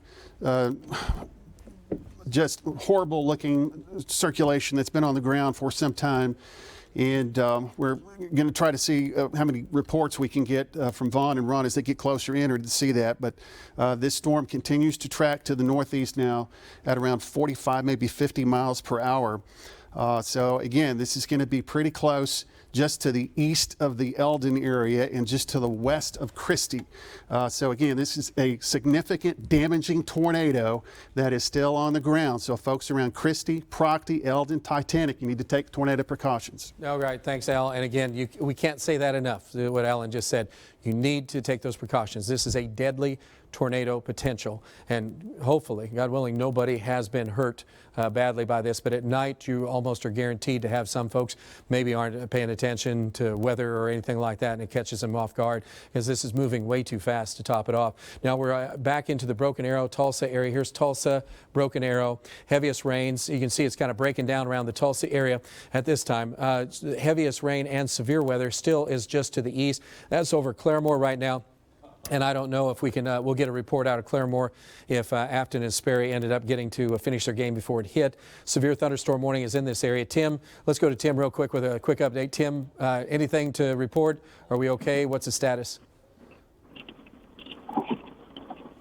Tim, you there? Sorry, Travis. Okay. Yeah, I'm on 88 just north of Claremore. The winds came through here about 40 miles an hour. Vivid lightning, incredible lightning show for probably 10 minutes. But everything seems to be really good now. The winds are down probably 15 or 20 and just some moderate to heavy rain. But it looks like most of it's moving east. I'm trying to get there. All right. I appreciate it very much. And then let's go back to radar real quick. And you see where Tim is located. These are still severe thunderstorm warnings. That goes Independence, Coffeyville. These storms are about 50, 60 mile an hour winds blowing and a going. That's pretty much what we're talking about is wind, wind, wind all along this leading edge. And that goes Coffeyville, Independence near Edna now, moving across central and eastern Nowata County. They'll be moving into western Craig County. Heavy thunderstorms where Tim is located. Again, though, he's not seeing damage as he just reported. Brandon's along the leading edge of that. Brandon, one quick update from you. What do you have? Travis, right now we've just now gotten the outside edge of the storm. Right now, vivid cloud-to-ground lightning and very heavy rainfall still, Travis. Back to you. All right, thanks. Appreciate it. Back to radar again if we could. And so again, the tornado warning around Pettit, I shouldn't say around Pettit, excuse me, that is located just, let's go back down in here for a minute because there seems to be, we're doing okay on most things, but the tornado warned storm where Vaughn and Ron have been following this, we have damage along this entire track, and you can just look at that, you just see it, and you just realize that this is a bad situation for the folks here. Wasn't long ago, there's a Methodist camp down there, Camp Egan, right? And that was the one that we went down and did a weather camp, wild weather camp for the kids, and that was a camp in there. It's right along Barren. It's a Barren Fork, isn't it? Along there is it the Illinois? I'm trying to remember right now because I'm thinking weather, but I think maybe it's the Barren Fork in here. But we're talking about this is an area where it's coming right through now. So Proctor, you're in the path of this, and we'll talk to Ellen in a minute again for another storm track. This has been nasty.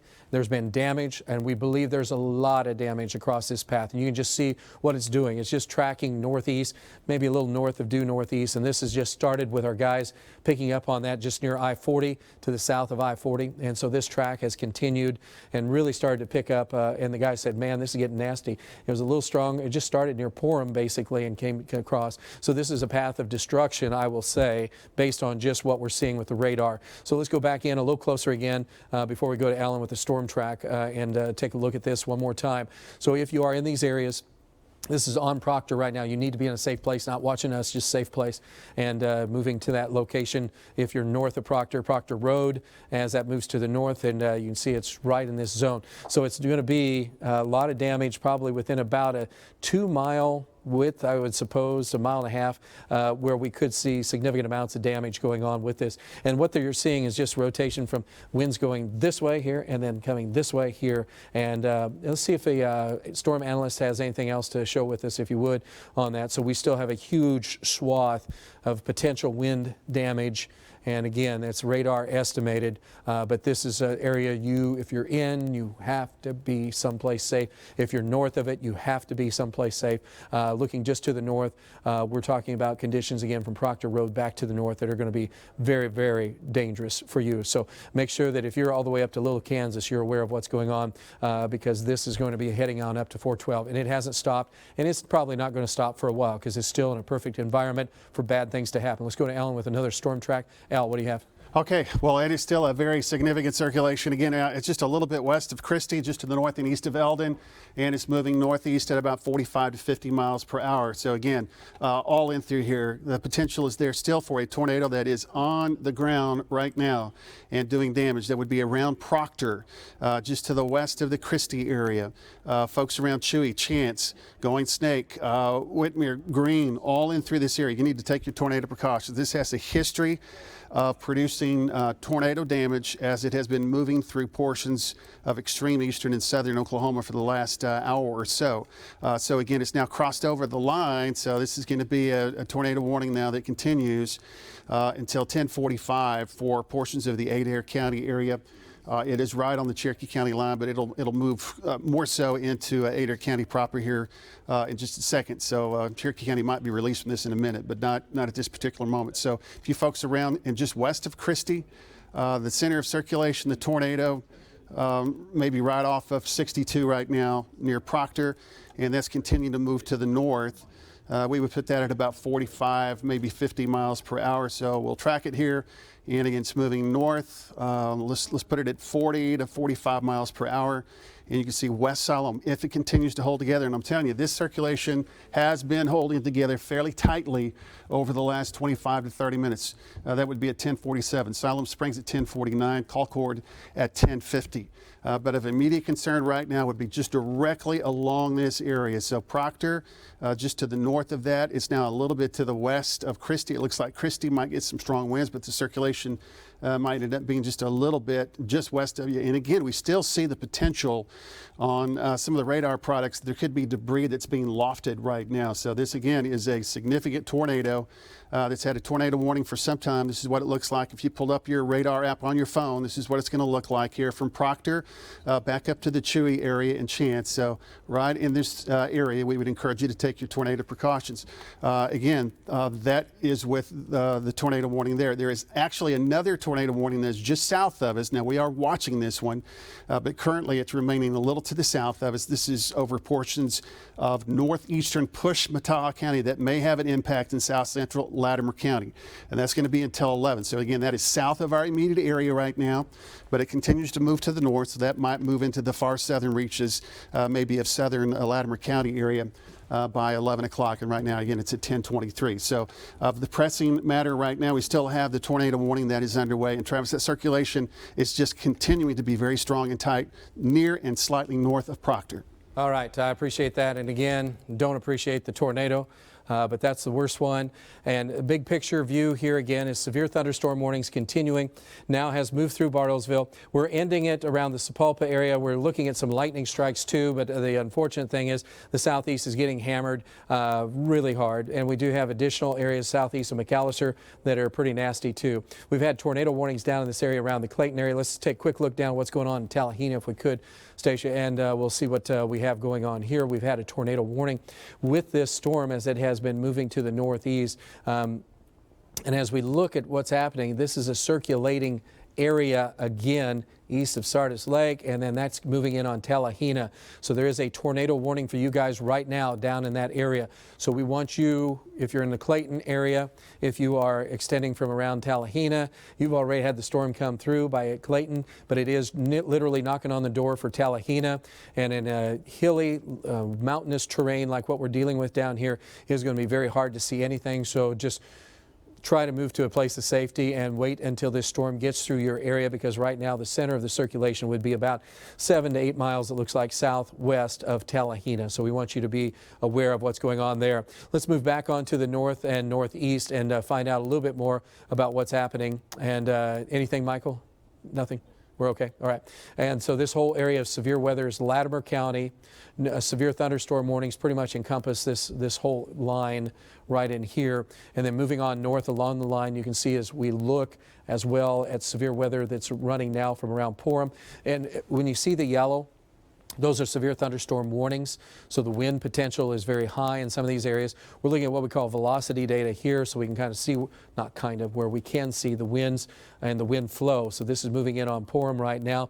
60-mile-an-hour winds likely along this leading edge. We've had reports of 60-mile-an-hour winds in Okmulgee, northern Okmulgee County around Hectorville as this line's moved through. So just about everybody's going to get hit with some winds right at severe limits, which is right at 60 miles an hour. So there's two parts. You see the first part in here, and this is the part that we continue to monitor because of the tornado supercell that's just on its own. And when you get to be a supercell like that, you've just become very powerful, and circulation continues. We have heavy rain, thunderstorm activity now on the east side of Broken Arrow. Lightning strikes going on, obviously, in that area. And and we'll look in the areas around Tulsa in just a minute to find out more about our football games. We know Oklahoma City's football game is continuing right now because they are able to do it. That's a 5A championship, but they couldn't start until almost 8 o'clock, I don't think. So an hour and 15 minutes after it's supposed to. Heavy thunderstorms continue up into the areas from where Brandon and Tim are located. Those are severe thunderstorm warnings now from Chelsea back on to the north. These are going to be wind gusts of 50 to 65 miles an hour. So you are going to get some damage potential right along the leading edge of that. So just know that as that continues to track across western portions of Craig County, you could have some power outages. Your house can shake as it continues to move through.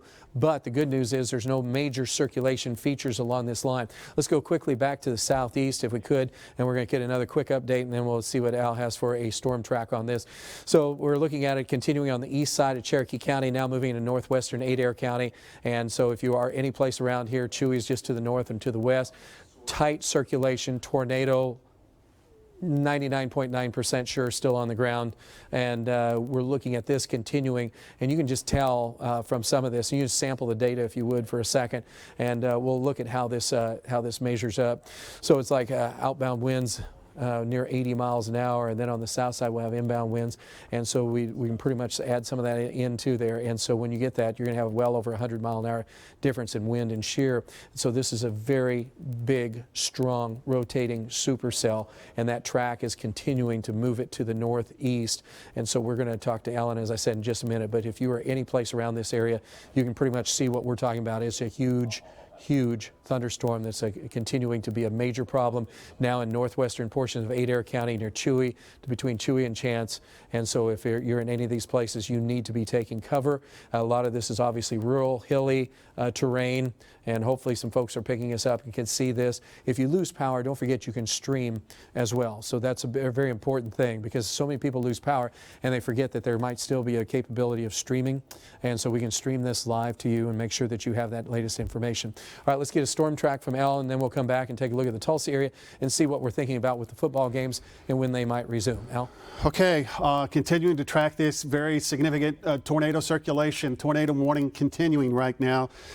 We're showing you the velocity data because you can really pick out where that circulation is located. By the way, if you're in the far east central part of Cherokee County, the circulation now is past the county line, so you can stand down a little bit. There's still technically a tornado watch anywhere for your area, but this tornado warning has now moved on, and it continues into the Adair County vicinity. It's moving northeast at 45 miles per hour, and more than likely, I have not seen anything in the last 30 minutes basically that's changed this circulation, and it looks like they're going to continue on that tornado warning even a little more to the north. So we've extended our track as well. So this circulation now is just a little bit south and east of the Chewy area. You can kind of see it right in through there, just a little bit west of Chance, and that continues to move to the north and east. So the dialog box on the top of the screen just below the timestamp, Chewy would be at 1034.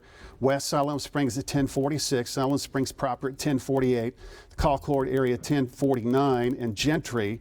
That would be into Arkansas. That'll move into the Arkansas area at about 1056. The potential is there that this is still going to be producing damage as it moves to the north and east, or northeast, pardon me, at 45 to near 50 miles per hour. Now that's what it looks like from a velocity standpoint. This is what it looks like from a reflectivity standpoint. It's going to be rain wrapped. You're not going to be able to see this.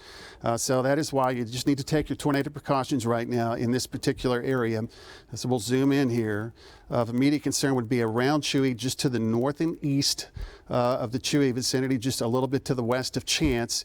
And that circulation continues to move to the northeast at around 45, maybe 50 miles per hour. So again, this is still considered to be a large and dangerous tornado that moves to the north and east. We've had reports off and on for the last 45 minutes, maybe now near an hour, that this has been producing some damage. We're going to try to check in here momentarily, maybe with Ron and Vaughn down to the south, to see if they found anything. But we do have reports scattered, kind of sporadic through the evening as this circulation moved through with some damage along this path. So again, this is a tornado warning that continues for the immediate area, the Adair County area, but it's also now been extended. So this is going to be for southeastern Delaware County and also part of Adair County, and then also that's what Travis potentially cross over into Benton County, Arkansas. This is going to be till 11 o'clock for this large, dangerous tornado. Okay, thank you. I appreciate it very much. So again, that's still continuing. Here's a broad, big picture of what's going on right now. We have severe thunderstorm warnings along this leading edge, and so that's all the yellow polygons we have. Michael, anything you need? We've got. Okay, and then we have coming into areas. So we have Tim. We have. Right now, Brandon, we have JD, we have Vaughn and Ron on this tornado. It's been real hard to catch up with that tornado, but let's go to where JD is located, which is now just south of Porter, just west of Muskogee. JD, what do you have for us? Hey, I just had some consecutive power flashes here to the southeast of Highway 16. It's going to be west of Muskogee just a little bit. Getting some wind gusts of 55 miles an hour and some very heavy rain. A few miles back, I did have some small pea-sized hail, Travis. We're continuing east, and we'll get back to you. All right, JD, thank you very much. Again, this is coming in on Muskogee right now. So he's with heavy rain and winds 55 miles an hour. Let's go to radar for a minute, and you can see that this is where he is located right now. I think it's Highway 16, right? 64? 16? Yeah, 64. And so he is right now just west of Muskogee. So this is blowing in on Muskogee, so another area. And this is part of that leading edge, so you expect some strong winds, maybe up to severe limits, so don't be surprised. We're going to take a look. Let's come into the Tulsa area first, if you would come back into Tulsa. And let's stay on this velocity for a minute. And let's look, first of all, down toward the TU Stadium area. So we're going to get a quick update on what's going on. We look for lightning strikes. Usually the latest lightning strikes are the ones you see that are kind of popping up here. Lightning strikes have gone down dramatically. So from Sapulpa to downtown, Owasso's still awful close to lightning strikes. So it's going to be a while before that happens. Let's zoom in a little bit more into Tulsa. A little bit more and over toward the fairgrounds area. There you go. And you stop right there. And you see there's still, basically that's about probably a 10-mile radius, and we still are getting lightning strikes happening just a little bit. So the game is probably at least still 30 minutes away from going on. I want to share just a live shot and a picture of what's going on right now from that stadium. So that from Chapman Stadium right now, the game temperature is 28 to 20. There are some folks trying to come back into the stands. The heaviest rain, some of the lightning, and now I'll get out of the way here so you can see it. They all had to clear out. It's just sad when you have such a cool high school championship game things going on. They were battling back and forth, and then to have to kind of have it end, or not end, but at least get stoppage. And it's kind of like, all right. So it's probably another 30 minutes. So this is what it looks like right now under Chapman Stadium. So a lot of folks are just waiting. A lot of people took refuge down here underneath the stadium in order to get away from the winds that were estimated between 50 and 55 miles an hour, and obviously copious amounts of rainfall, and to go with that lightning. And when you're sitting on aluminum bleachers and your rear is sitting on that, that's not a good connection. You don't like that unless it's you're tired and there's no lightning around. Also, let's go on up to Owasso, take a look at what's going on up there. We still have rain happening. The Bixby Spartans and Stillwater Pioneers are in a rain delay with 7 minutes left in that game. It is still lightning in the area. There is a high probability this game will not come back into play for a good 30 to maybe 45 minutes. Maybe the Chapman, we're not there obviously, but we're basing it off of lightning. And so what we're thinking is that lightning probably could give us a better chance to start or restart or end, however you want to look at it, the Broken Arrow Jinx game maybe within the next 30 to 45 minutes. So that's based on lightning that we see. But there's sensors that the high schools are using. Those sensors, I think I've mentioned it before, but within an 8-mile radius, if lightning strikes within an 8-mile radius of the stadium or the playing field, then they have to wait 30 minutes. It's just a rule, and I think it's a blessing. It's very frustrating, but it's a blessing because this is a lot different than it used to be in the good old days. Like, who cares? Just go ahead and play. And a lot of deaths occurred from sporting events. Now we've gotten a lot smarter, and why? So again, we just have to wait, and that's about it. So lightning strikes. This is the ones from Owasso. You can see that's, and then there's one just to the north. So that's about 1, 2, 3, 4, 5, 6. So with that in the area, so that's probably a good 45 minutes again. And then they have to probably, football players have to warm up a little bit because they probably got stiff again from after playing and then having to stop. So this is going to take a while before that happens. Let's go back down southeast, look at the tornado warning and see what's going on right now. Tornado warning continues in effect. Still a very intense, severe thunderstorm going on with this. And with this also the strong damaging wind potential. Rotating area continues to show up now from Dripping Springs to around the Beckworth area. Little Kansas is up on the northeast side. It is, the circulation feature does not appear to be quite as bad. It's still bad, which means it's obviously horrible, especially at night. And we are still looking at the shear indications showing up just to the south and west of Dripping Springs. So if you're in this zone, you just have to be undercover. This continues to be the same story, tracking to the northeast, and the rotating area is still potentially a tornado. Very good high probability of that, and a lot of lightning strikes going on with it. Let's see if a storm analyst, and then we'll go to Ellen with a storm track on this. So again, till 11 o'clock, and we still see we have a core that's still estimated around okay, it's down a little bit from 100 down to 60 to 80 miles an hour. So it is weakening a little bit. But Alan, give us an update on what you have with Storm Track, will you? Okay, Storm Track right now, the circulation is still about 2 miles south of Dripping Springs, pardon me. Just a little bit south-southeast of Flint Creek, also south of Beckwith, and it's moving northeast 45, possibly 50 miles per hour. You see the dialog box on the screen right below the timestamp. Call cord 1059 Gentry, 1058, that would be in Arkansas, Decatur at 1104. Again, I'm showing you the velocity data. It's a little easier to pick out where the most dangerous portion of the storm is. The storm is rain-wrapped. There's a lot of rain with it. So the rain itself has already made it to Call cord and Dripping Springs with some lightning and thunder, maybe even some gusty wind, but circulation feature would be just a little bit to the south-southwest of that line. So it's north and east of Chewy, also to the south of Dripping Springs, south of Beckworth, and it continues to move to the north and east. So folks around Colcord, around the Bloomfield area, Cherokee City, maybe over to Siloam Springs. Siloam may end up being just slightly out of the path, but it'll be close. So you guys need to take some tornado precautions right now. There's that center of circulation. So here's West Siloam and Siloam itself, and then right across the highway, Dripping Springs and Flint Creek. Little Kansas, this is going to be close to you. It looks like the circulation may stay slightly east-southeast of Little Kansas. The polygon area itself from our friends at the Weather Service, not including Little Kansas at this point, is just to the east of you around Beckwith. But all in through this area, you would need to go ahead and take your tornado precautions. The lofted debris is not quite as strong from a signal we saw earlier, but it's still, the potential is there. Heavy rainfall, frequent cloud-to-ground lightning, and the tornado warning. So the tornado warning continues right now and will continue to do so to the north and east of this circulation until 11 o'clock. It's 10:39 right now, Travis. Thank you, Alan. I appreciate it. So again, the whole storm track, the worst one by far so far, in case we were just going to recap for a minute, this tornado warning is still in effect and is continuing to move now and is in far northern portions of Adair County, so anywhere from Chance. And then we also have some roads closed down. Chewy Road is closed down because of the tornado as it's come across.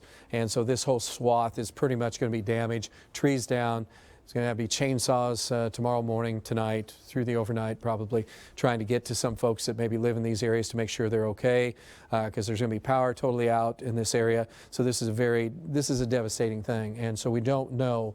We haven't had any reports of injuries, and God willing, we don't get any reports of any deaths. But this is the type of storms we hate. Because they're at night and the warning is there, but a lot of times people just go, what? Where did that come from? And even though you talk about it, a lot of people have a lot of different things going on, so they're not always paying attention to weather. And this is the swath of damage is most likely from the Lake 10 Killer area. Vaughn's still in this area. I don't know, has Vaughn had any damage too, Michael, that he has reported? Is he available? Okay. Hey, Vaughn, if you could you give me just a quick update on what's going on? Obviously, we got to stay with that tornado warning, but what have you seen so far? Do you think we're going to be fortunate, or is it looking pretty bad? Vaughn, you there? Okay. Okay. Most of our guys right now, they're kind of in a cell coverage, which is pretty rough. We have good video quality because of our ability to have some really good systems we get to use, but you can see the massive amount of lightning. It looks like a spring storm. So hard to imagine. We're basically wrapped up November and heading into December very quickly here. So this is kind of weird to have to be thinking that way, but literally this is quite a sad way to have to end November. We're looking, the yellow areas indicate probably where the most intense tornado damage will show up. The red indicates where there's a likely damage from wind and also from tornadoes, but the yellows normally will indicate extreme damage. So these swaths that we see occasionally in here from just southwest of Cookson around the 10 Killer area and then extending up to Carter's Landing, and then as you can see around Tailholt, and then back to the north, you can just see a little sliver in the middle. That's what we're really concerned with. Widen out just for a moment if you would, and I want to show the whole picture. So these tell where the strongest winds have been, and so you can tell where this one has occurred. The tornado warning continues. It's just a straight path to the north and to the east. We have severe thunderstorm warnings in effect for still in Adair County, also in Cherokee County, because we still have rain and thunderstorms. We're not looking at rain. This is just where we've had sheer tremendous amount of wind, and that has gone through the Tulsa area, especially the east side of Tulsa where Brandon's located. Let's go to radar real quick and get an update on the latest of what's happening. And so you see the heaviest rain showers moving out now. Sapulpa hopefully before too long can resume their football game. We have rain all across the areas of South Tulsa, and then we have heavy rain and thunderstorms going on from where Tim is located back down to Shoto. Is Brandon available, Mike? Okay, let's go to, let's zoom in. He's already there. And then when we're done, we'll zoom back into where he is located. But let's go to Brandon. Brandon, what do you have? What's going on? Travis, if you can see in the shot right now, I'm going to be 2 miles west of Highway 69. Blinding rain, just tremendous amount of rain. Trying to get back out of the leading edge of this. I would estimate the wind still, Travis, to be, like we said earlier, about 45, 55, maybe pushing 60 at times. And a lot of vivid lightning still associated with this, Travis. Also want to note that there's a lot of heavy water on the roadway. Back to you. All right, thank you. Appreciate it very much. We just got an update too. Let's go back to radar. We want to show the tornado area one more time. Just got an update. The Broken Arrow Jinx game is supposed to resume at 11:10. We're at 10, coming up on 10:45 here in a little bit. So in about 25 minutes, that game will resume in Tulsa. Now, obviously, we're dealing with sports, and then we're dealing with potential for death. And so, I mean, it's very scary for the folks here from Beckwith to Colcord. So if you're in the Colcord area, this is the track of the tornado now is in this area, and we'll be talking to Alan in just a few minutes here, and he'll have a track for us. Let's zoom in a little bit closer if we could and get some more information on this. So what we're looking at this moment is this along Highway 412, Cherokee Expressway, Turnpike. And as we look at tornado warning, as we said, till 11 o'clock tonight, circulation feature continues in this same area. It's still intense, most intense right in this area along East 570 Road. And then let's come in a little closer on that from around, it's near the Beckworth area on the Cherokee. And then as you can see, That extends from East 570 Road, and then I have to turn my head a little bit there so I can see South 670 Road. And so this is main circulation features just crossing the turnpike right in here, and that is going to continue to track to the north. Let's take a look at Storm Analyst and get a pretty good idea of what this is going on, what's going on with this right now. And as we back out, not as intense as it was. We expected, or we didn't expect a whole lot. You can't expect a whole lot in this type of weather, but we expected it maybe to weaken a little bit because it has been excessively strong now for a couple hours. And so that has been a major difficulty, and this is not as strong. Still, it's a little bit weaker, and you can see the updates now, so it's not quite as organized as it was. There's still a good chance that this is a tornado. If it isn't a tornado, there's going to be wind damage right across this area. So this is a good sign that it's weakening a little bit. Alan has a little bit of information on us as well about the storm track with that. So let's go over to Alan and see what he has. Alan, I hope this is good news. So far, the circulation is not nearly as strong, but I would also just point out that this process did take place also about an hour and a half ago. We had a tornado warning for this cell. The circulation weakened, and then it came back and became a tornado warned cell again. So right now, technically, it is still a tornado warning underway. Let's take a look.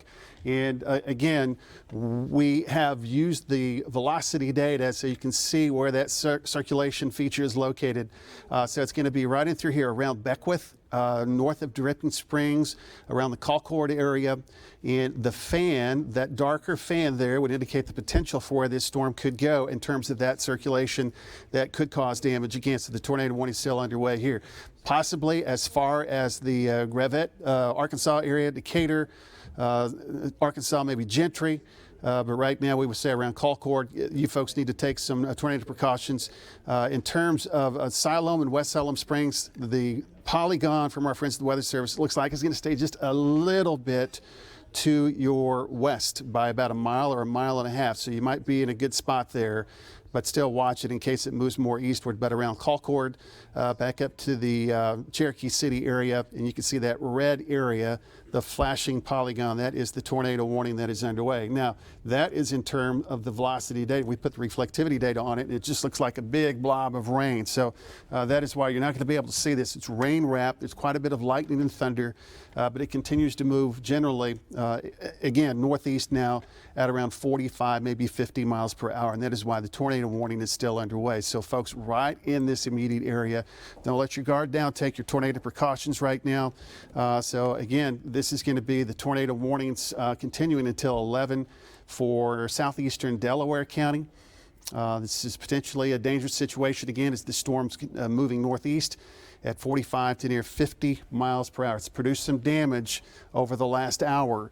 Reports now of some damage from emergency management officials around Cookson and Wheeling and also the Tailhoyt area. We'll try to get more information on that coming up soon. Power outages, there's a lot of them in Cherokee County proper from a co-op standpoint. We're going to try to get some of those numbers up to you here in just a little bit. But again, we would anticipate that those numbers will continue to climb.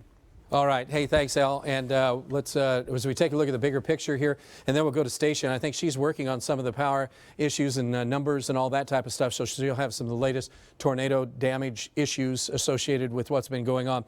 Big picture, still, we have tornado warnings in effect for southeastern Kansas, and that goes anywhere from just east of Independence and then extends back down the south through Veneta with tornado warnings. We still have Tim and Brandon on these storms, and as Brandon mentioned, 50 to 60 mile an hour winds with the leading edge of this now through the Choteau area, then back down through Muskogee. JD's had 55 mile an hour winds and copious amounts of rainfall with this, and so these are all severe thunderstorm warnings, and this now is extending into Arkansas.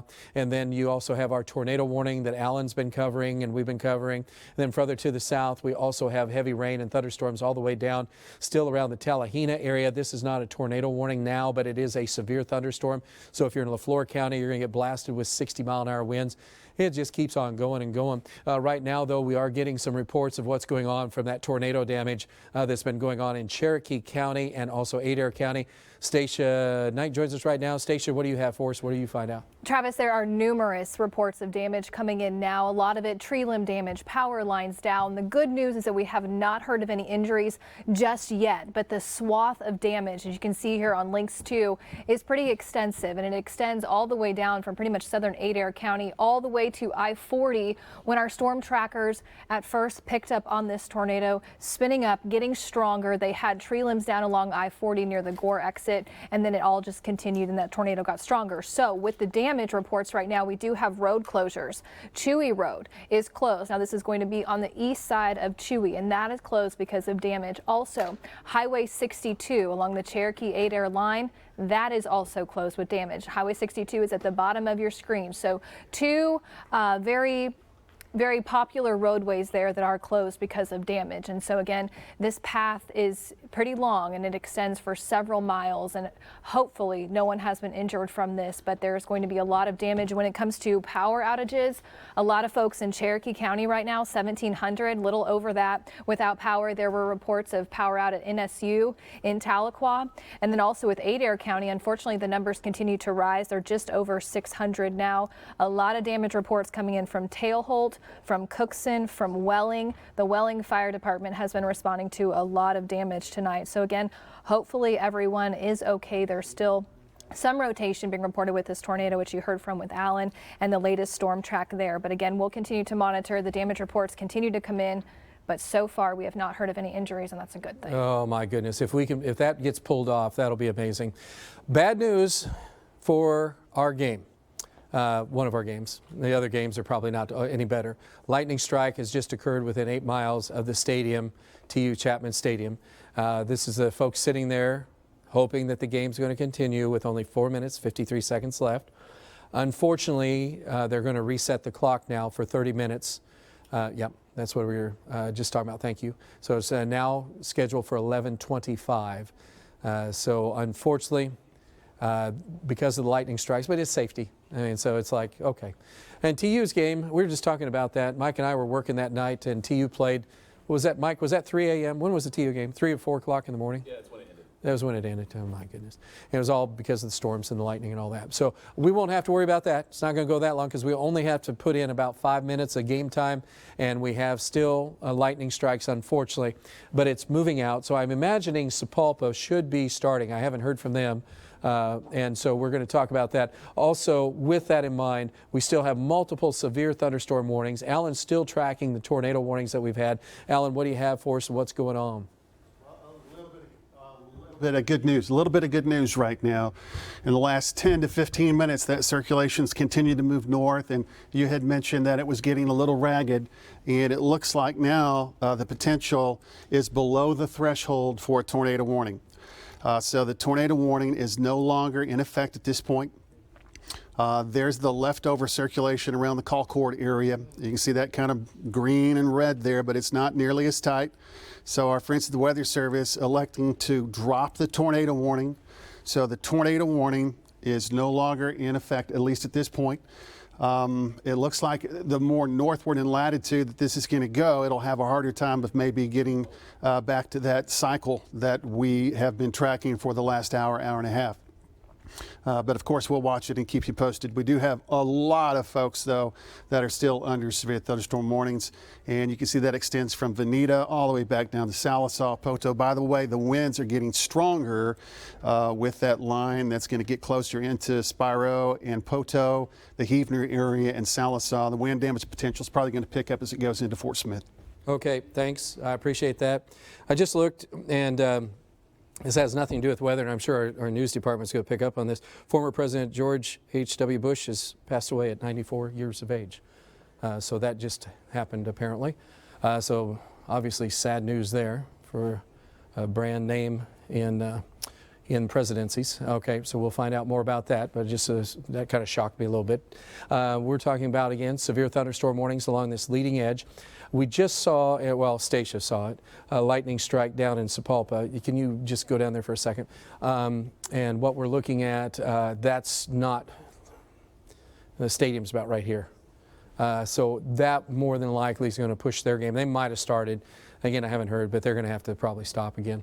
And then if you heard us, we're going to try again 11:25 to get the Broken Arrow Jinx game finished. And we haven't heard about Bixby. That's obviously a rain delay. And Bixby is probably the last one that will restart. We just went to halftime. The beginning of the second half is happening for the 5A game because they got the storms before us. They couldn't even get out on the field for a long time. And so literally the second half is just starting for those guys, but at least they get to start. So I can see a little bit of video of that coming in right now. And that's Ardmore and Carl Albert, I believe. And but as far as we're concerned, the issues are still in the Tulsa area as far as lightning strikes. So, you know, there's just a few, but it doesn't matter. One is enough to knock it out. So with that, we'll hope that this lightning strike, and there's no more, because again, TU Stadium right in here. And with that, we have to just, you know, pray that there's nothing going on for a while. Let's go up to near Owasso, could you, Stacia? And want to just look at that real quick, and then we'll go back to severe weather coverage and back to our storm teams. And Michael, everybody available to talk to now? All right, so we're looking at areas right around Owasso. Knock on wood, I don't see a whole lot of lightning strikes right in there right now. A little hard to decipher. I could take some of the data off, I suppose, but this gives you an idea. There's still moderate rain falling across this area, and so we still have some issues as far as that's concerned.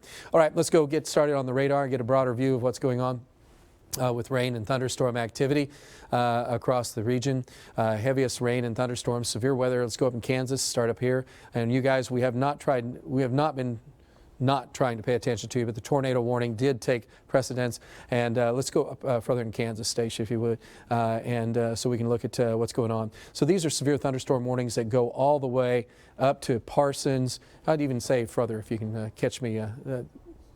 There you go, thanks. So Chinook, Kansas, all the way around. This is a very large storm system, and it's a big low pressure that's way out west. And so that's wrapping around and just pushing energy into very warm, moist, unstable air. We thought there was a chance of a few severe storms. In fact, during the afternoon, I think Stacia and I were talking about how that was kind of moving further north. That warm front was getting a little bit further into southeast Kansas, and therefore we knew there would be a chance of a few severe storms, but that's what's going on. So this entire line, and Stacia, if you would zoom in on this line starting up east of Coffeyville, and we're going to go down along this line and share with folks what's going on. So around the Chitopa area right now, you're going to have winds 50 to 60 miles an hour. That's near Faulkner at this point, down into portions of Craig County. We're looking at, again, from around Welch, and this leading edge is going to be your 50, 60 mile an hour winds. And when we have a warning, it's like 58 miles an hour. We'll say 60 to round it up. When we have winds that strong, you can get power outages, you can have damage. That's why it's 58.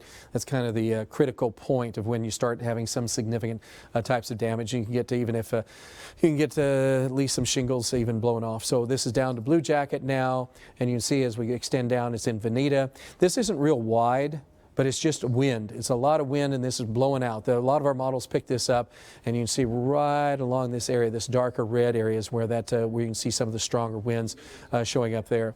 And then also with the rain and thunderstorm activity, Tim has been in some of that. Tim is now, where's Tim? Tim is near Big Cabin, okay? And let's go to Tim for a minute. Is Tim available? Did you say, Mikey? Tim's available? Okay, let's go to Tim for a quick update. Tim, I know we haven't talked to you much. Any damage, anything that's been pretty intense up there, or has it just been wind?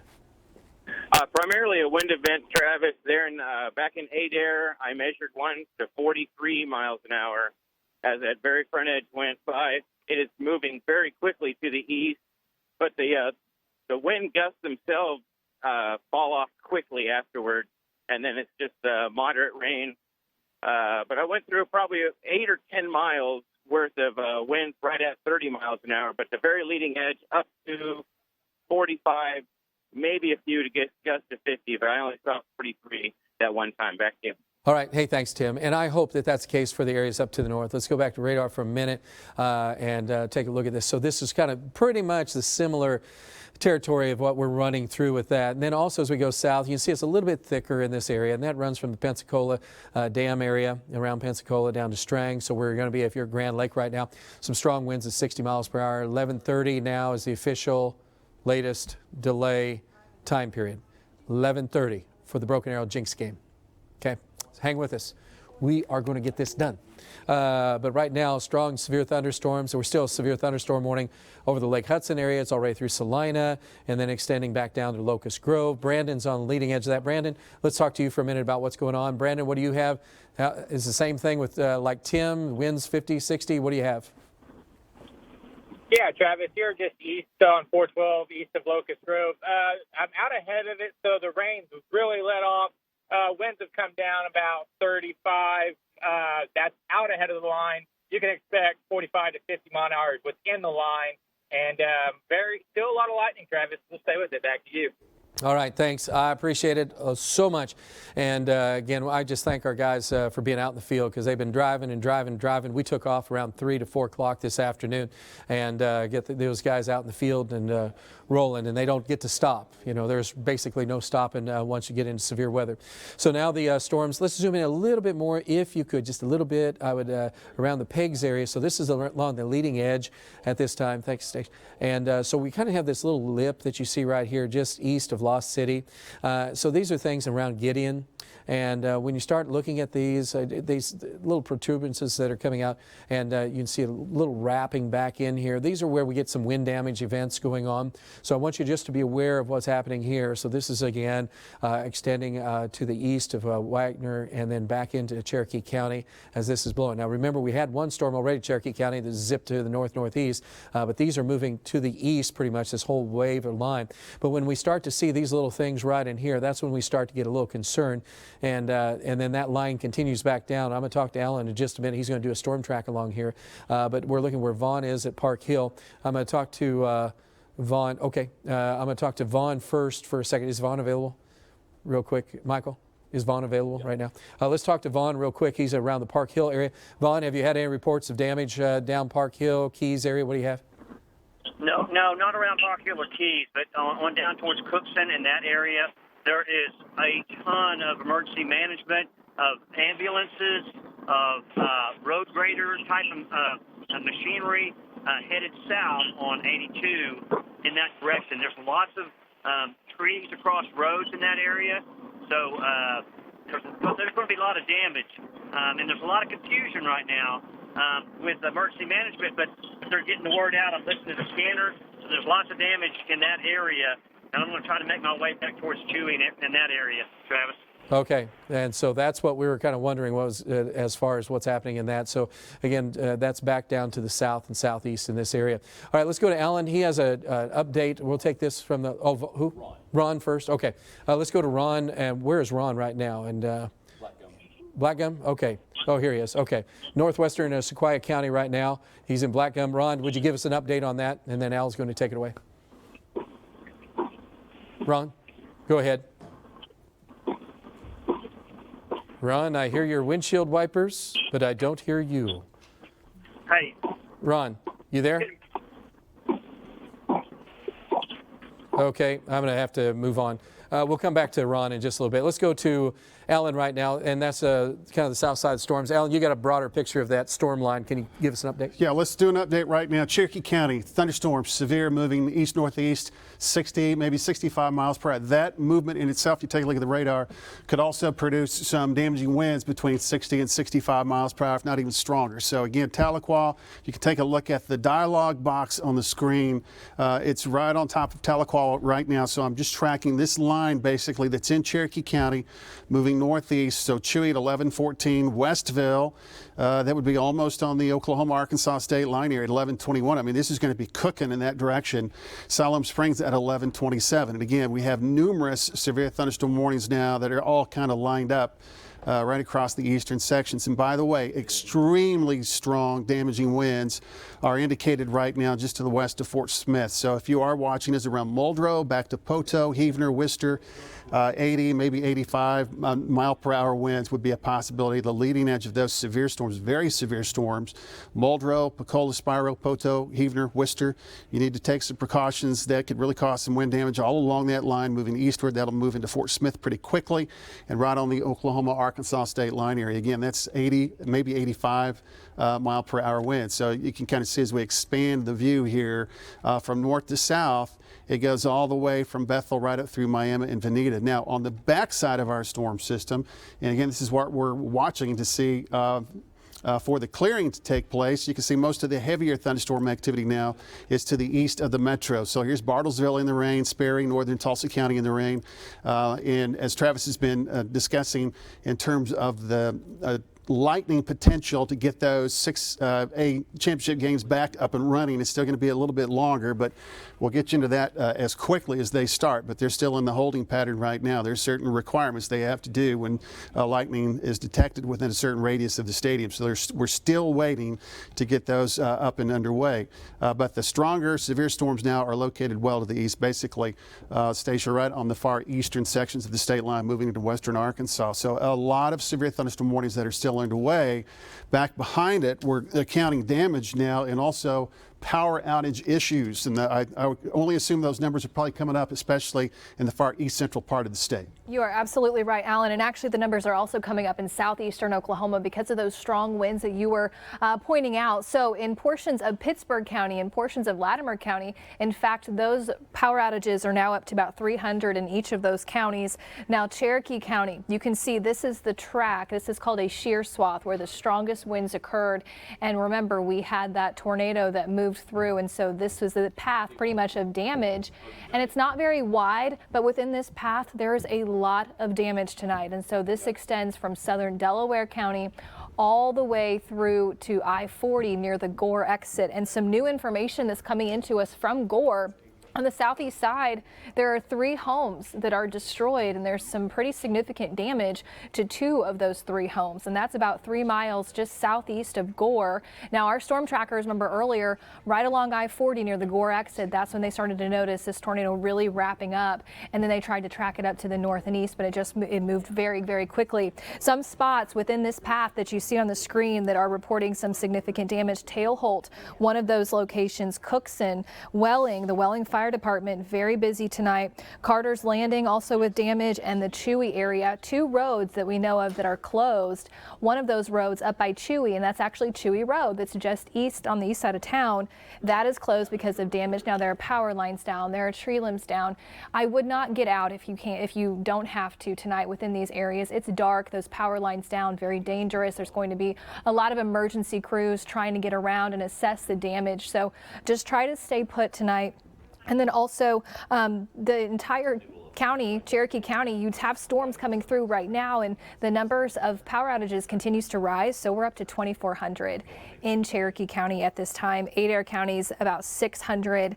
And I also want to mention, I already mentioned that Chewy Road is closed, but also Highway 62, which is right along the Cherokee Adair line within that portion of Highway 62. That is also closed tonight. So getting out and about is actually going to be kind of dangerous within this area when it's dark. Again, power lines could be down, tree limbs down, roadways closed because of the debris. So just try to stay home. Let the folks that are going to assess the damage assess the damage.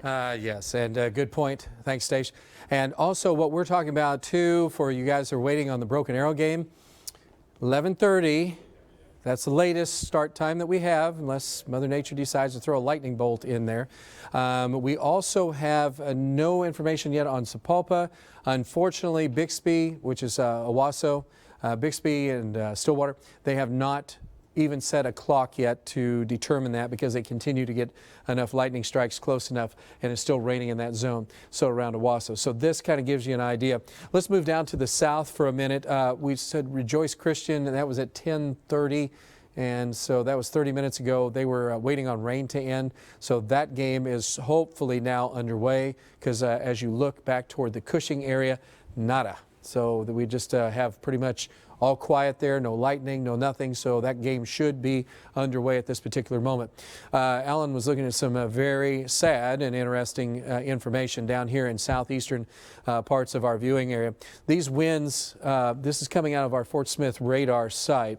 And the winds here, and we could do some sampling of possibly some of that station. And I'm just like pretty amazed by some of these winds. So we could have, I mean, when we pop on this and you go, what is that? We're concerned that we have a major wind event potentially happening here. So I got to figure it out on radar to make sure that this is correct. And I want to sample. Hey, Alan, would you sample that also from, did you sample that from INX too? But we're very concerned. Sallisaw had a 67 mile an hour wind. So, all right, so this is a little high maybe. Salasaw's right here at 67, but that's not far from 75. So we're talking about very serious wind event for you guys across the southern part. So this could be coupled in with some of the energy coming in, and so this could be enhancing, I would say probably, and Ellen, maybe you can join in here, but there's a tremendous amount of energy coming in. And we were talking on Facebook Live during the afternoon about an extra energy kind of flowing in on the southern side of this low pressure system. There is a chance this could be combining with the actual line of thunderstorms, and they could be enhancing the amount of wind that is here. But if you're in Haskell County, we'll probably see some power outages popping up even more so than what we've had before. And that would continue through Sequoia County, southern Muskogee County, but all this brighter white that you see or green, we're really concerned about this. And for you guys, hang on, because this will blow on through. Right now, severe thunderstorm warnings continue across Leflore County, and then that continues across eastern portions of Sequoia County, now moving into northwest Arkansas. We do not have any active tornado warnings at this time. We do have a new one, of course. As soon as I said that, it comes. And so this is the new tornado warning just issued. It's right on the state line. Yep, and so you see it right here. And so the circulation, this is out of, you got Fort Smith INX, or I mean not INX, SRX. Yep. So the circulation's right here, Barcelona. And so that would be pretty much, you could figure that along the leading edge of these very strong winds. We have backing of the winds here from coming out of the southeast. And so now we're tightening up a notch just from Reeder Ford to right around the Barcelona area. And I'm trying to figure out, Ron, and those guys are just north of 40, right? So Ron could give us, is Ron on the phone right now? Did you get him back? Is he kind of sketchy area? Cell phone wise. That's what I'm talking about. We're talking about Lake 10 Killer. It's really hard to get a cell phone out of some of those areas. There's Hill and Dale right there. And so that's a bit of a problem. But anyway, so we do have a new tornado warning. So that barely catches northeastern Sequoia County, which is just on the outside edge of our viewing area. And you got anything, Michael, or not? No? He's not available? Okay. So this is going to continue to track away from our area. So it's crossing the Arkansas line. But if you're in this area, wind damage potential is very high.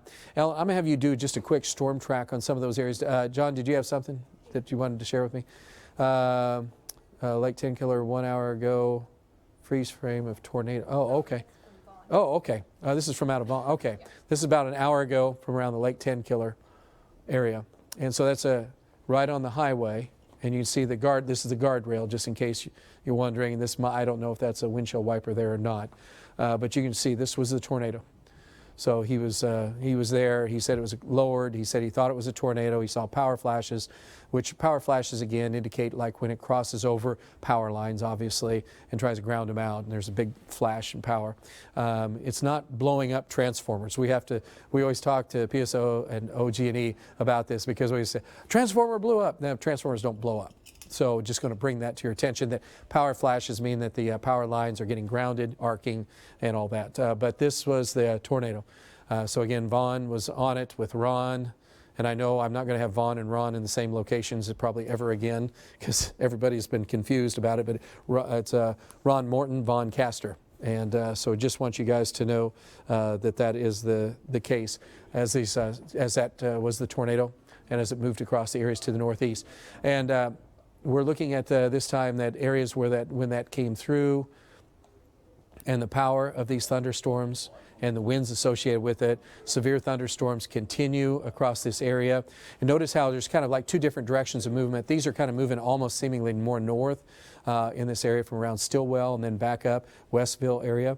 And then these storms have been moving more northeasterly and going to the northeast. So we're still watching along the leading edge and 58 mile an hour winds, Tahlequah. Okay. Yeah, and their power outage numbers are now up to about 3,600. And there's power outages too in Caney, Kansas. That also just came in. So this whole line has done some damage along there. So, and if you can keep us updated on that station. I'll come to you in a little bit. I'm going to have Alan get a storm track set up though for this last part of this storm. So this is the leading edge of it right in here. And I'm going to have you take off loop for a minute and go to velocity data. And I want to look along this line a little closer to make sure we're not missing anything besides the tornado warning, which is to the south. Here's the tornado warning again, just off to the south and to the east. We have an area which continues to flow just off into Arkansas at this time. So just be advised that there's still some circulation features along this leading edge. Come in a little closer if you could from Fort Smith, and then we'll move north. Thanks. About right there would be great. So as we look at what's going on here, the tornado warning has been for this location. The radar is very close to this, so it's very easy to try to look for the circulation. Let's go to the storm analyst, could we, for a second, see if that is going to give us any help. And so usually the magenta color is associated with some hail, and so that's usually the case. And so we're looking at conditions that are going to continue to be maybe some mix of a little bit of hail in there. Strong winds is the worst probability, and the circulation feature, it was maybe not quite as strong. Okay, if we could go back to velocity data and then go up this line for a minute. So this is looking into Cherokee County and into Adair County, and so Cherokee's on the left, Adair's right in here with Stillwell, my strawberries. So this is leading edge right through here, coming across 60-mile-an-hour winds. Wind damage potential is there. Something else, John, there? Jinx broken arrow now is at 11:45, so that's pushed back. 11:45. It was 11:30. Now it's 11:45. We knew this is kind of happening, but anyway, Proctor, and then extending back on around the scraper area. As you see, so this is 50, 60-mile-an-hour winds. Brandon's near that. Brandon available right now? Yes. You think? Let's go to Brandon, and Al, I'm going to come to you. Brandon, quick update from your location near Little Kansas. What do you have? Travis, right now, yeah, here on 412, I'm literally waiting on that leading edge to get to me. The winds are dead calm. No wind right now to speak of, no rain. So probably within the next, I'd say 5 minutes, I'll get overtaken with the rain wind, Travis. All right. Hey, I appreciate it. So we'll go back to you when you have something, because, yeah, it's really calm. Another thing about it being calm is the fact that, there's not much inflow, which is kind of a good thing, because that keeps us from having circulation, because the more inflow you have, the worse it gets and the better chance of storms rotating. All right, it's 11:16. Alan has a storm track update for us. Al, what do you have? Yeah, let's take a look at that portion of the line that you were just discussing with Brandon. That's going to be just to the west-southwest of Grove, and then back to the west of Jay. Also back to the west of Little Kansas on 412, and then also just north of Stillwell. So that entire area moving northeast. The northern part of that line is probably moving more like 35 or 45 miles per hour. The southern part may be moving slightly faster. So for the track, we put 40 on it. So Jay at 11:19, Chewy 11:20, Grove 11:25. It's 11:16 right now. Colcord 11:29. And Watts at 11:32, Gentry, Arkansas 11:42. So that would be, again, the potential for some of those 55, maybe 65 mile per hour wind gusts. The station mentioned not too long ago there was some 50, 54, 55 mile per hour wind gusts in the Tahlequah area.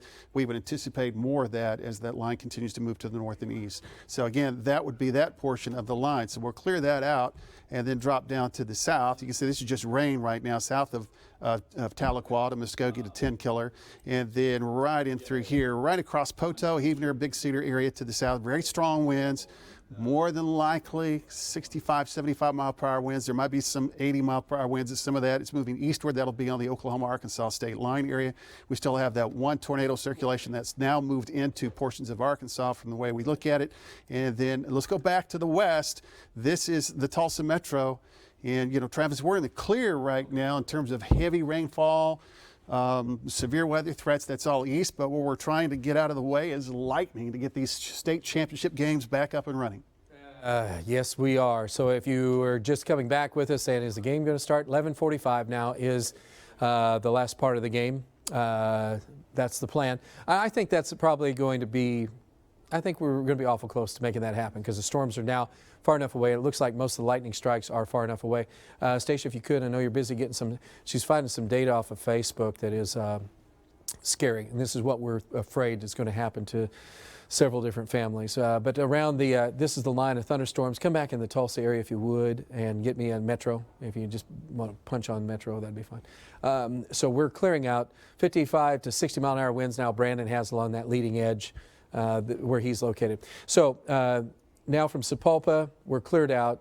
Game should be going on. trying to get reports from there. TU, we're cleared out. So lightning has pretty much ended here.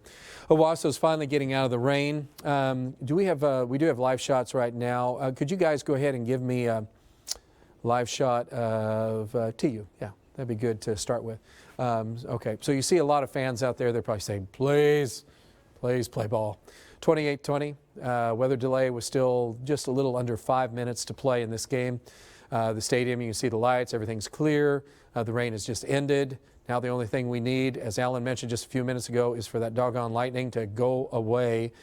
But, you know, this is a minor thing compared to what some of the folks are dealing with tonight.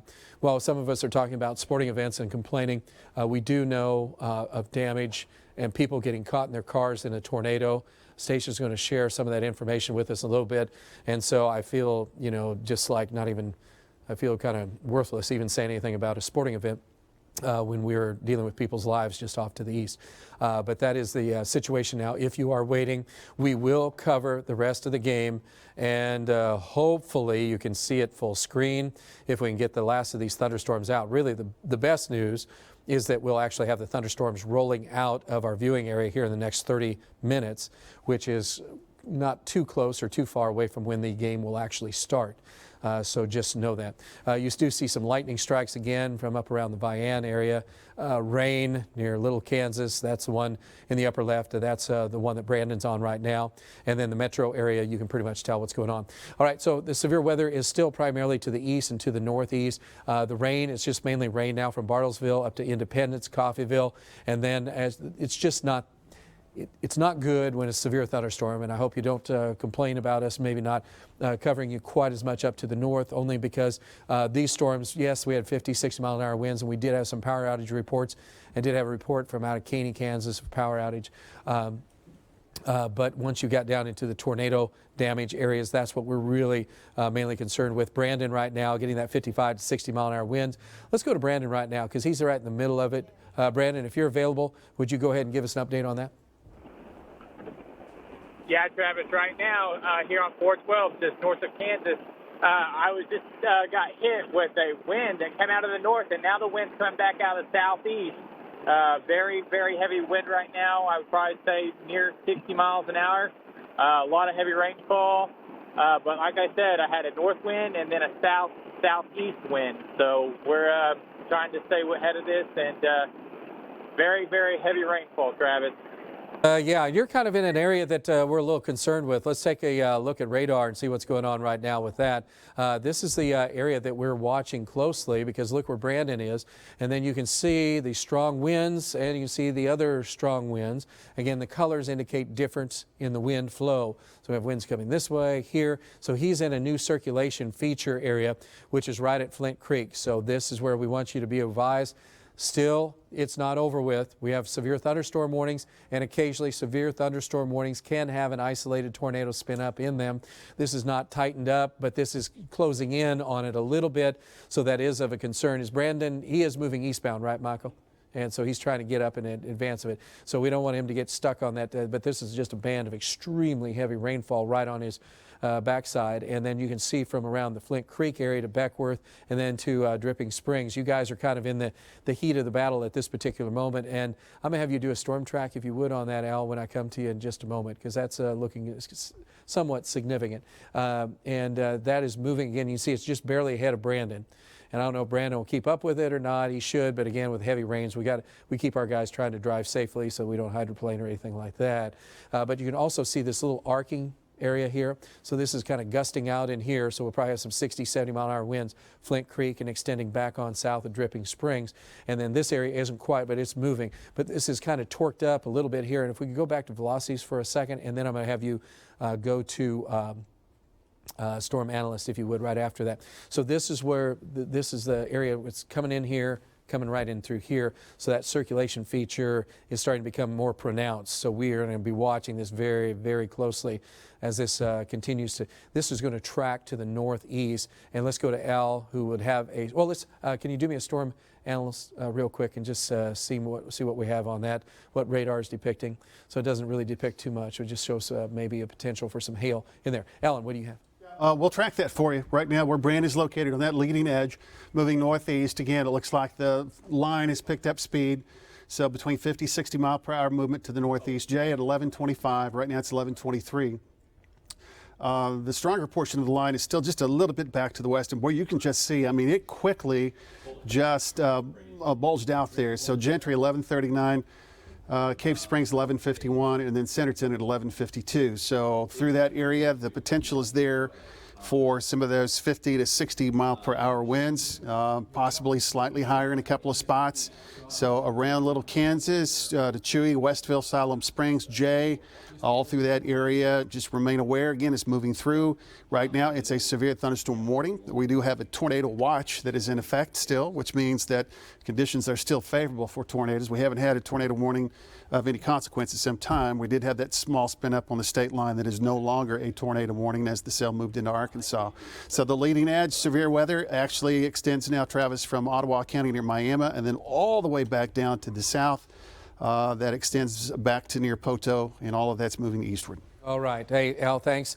Also, Brandon is in the midst of a circulation feature. You can see on radar right now what's going on right here where he is located. So this is Flint Creek area, Dripping Springs. There's going to be some damage here, I think. Let's talk to Brandon. Brandon, if you can, you're driving, I know, in some wicked conditions. Give us an update on what you have, would you? Travis, I'm almost confident. I just went through a brief circulation here along 412. I had winds hit me very hard, probably 65 plus. Very hard back out of the southeast. Very heavy rainfall. The lightning has also really increased with this cell, Travis. And I'm actually getting some pea-sized hail as we speak. So I'm trying to stay safe, but the wind is very strong in this particular area, Travis. All right, I'll let you focus on that. Holler at me if you have some more information on that. Here's what we're worried about is that with that, again, there's still this indentation right in here near the Colcord area, extending back through Beckworth and then through Dripping Springs. And that is moving to the east-northeast, so Cherokee City, Bloomfield, as it starts to cross the state line into Arkansas. Bit of a concern right in here. He just literally drove right through that, and that's what was the most concerning of it. As we look at it, it's very limited on shear, but again, we're getting farther away from the radars, and especially near surface, so that makes it a little bit harder because the Earth is curved, so the further away we get from the radar, the more it shoots above the Earth. And it's kind of weird to think the Earth curves a lot in that short a distance, but it does. And this, you can pretty much make out what's going on right here. That's pretty easy to see what kind of the issue at hand. And this is all under a severe thunderstorm warning. It doesn't, I mean, if it gets any tighter, we're probably issuing a tornado warning before long. But that continues to be a problem. Stacia, are you about ready for that? Okay, what we're going to do is we're going to go, and I want, because, again, I mentioned this just a minute ago, sporting event is a fun event, and again, frustrated because we can't get it going, but there's a lot worse things that could happen. And Stacia, as a friend on Facebook, you can tell a story of what's going on there, Stacia. That's right, Travis. So my heart almost stopped reading this message, and one of my friends, her name is Jeannie, and she lives in Tahlequah. She told me on Facebook a little bit ago that when the tornado was moving through the Welling area, her daughter and her daughter's husband were trying to take shelter, and they got caught in the tornado. Now, luckily, they are fine, but the vehicle that they were in possibly totaled tonight, and I have some pictures here on Links 2 to show you some of the damage from that. So if we could take a look at Links 2 here. Again, this is from Jeannie. She lives in Tahlequah, but her daughter and her son-in-law were in the Welling area earlier today. With this particular pickup truck, you can see the windows pretty much blown out. Look at the debris within this truck. Now, this is a very scary situation for them, but luckily they are okay. The vehicle is totaled, but vehicles can be replaced.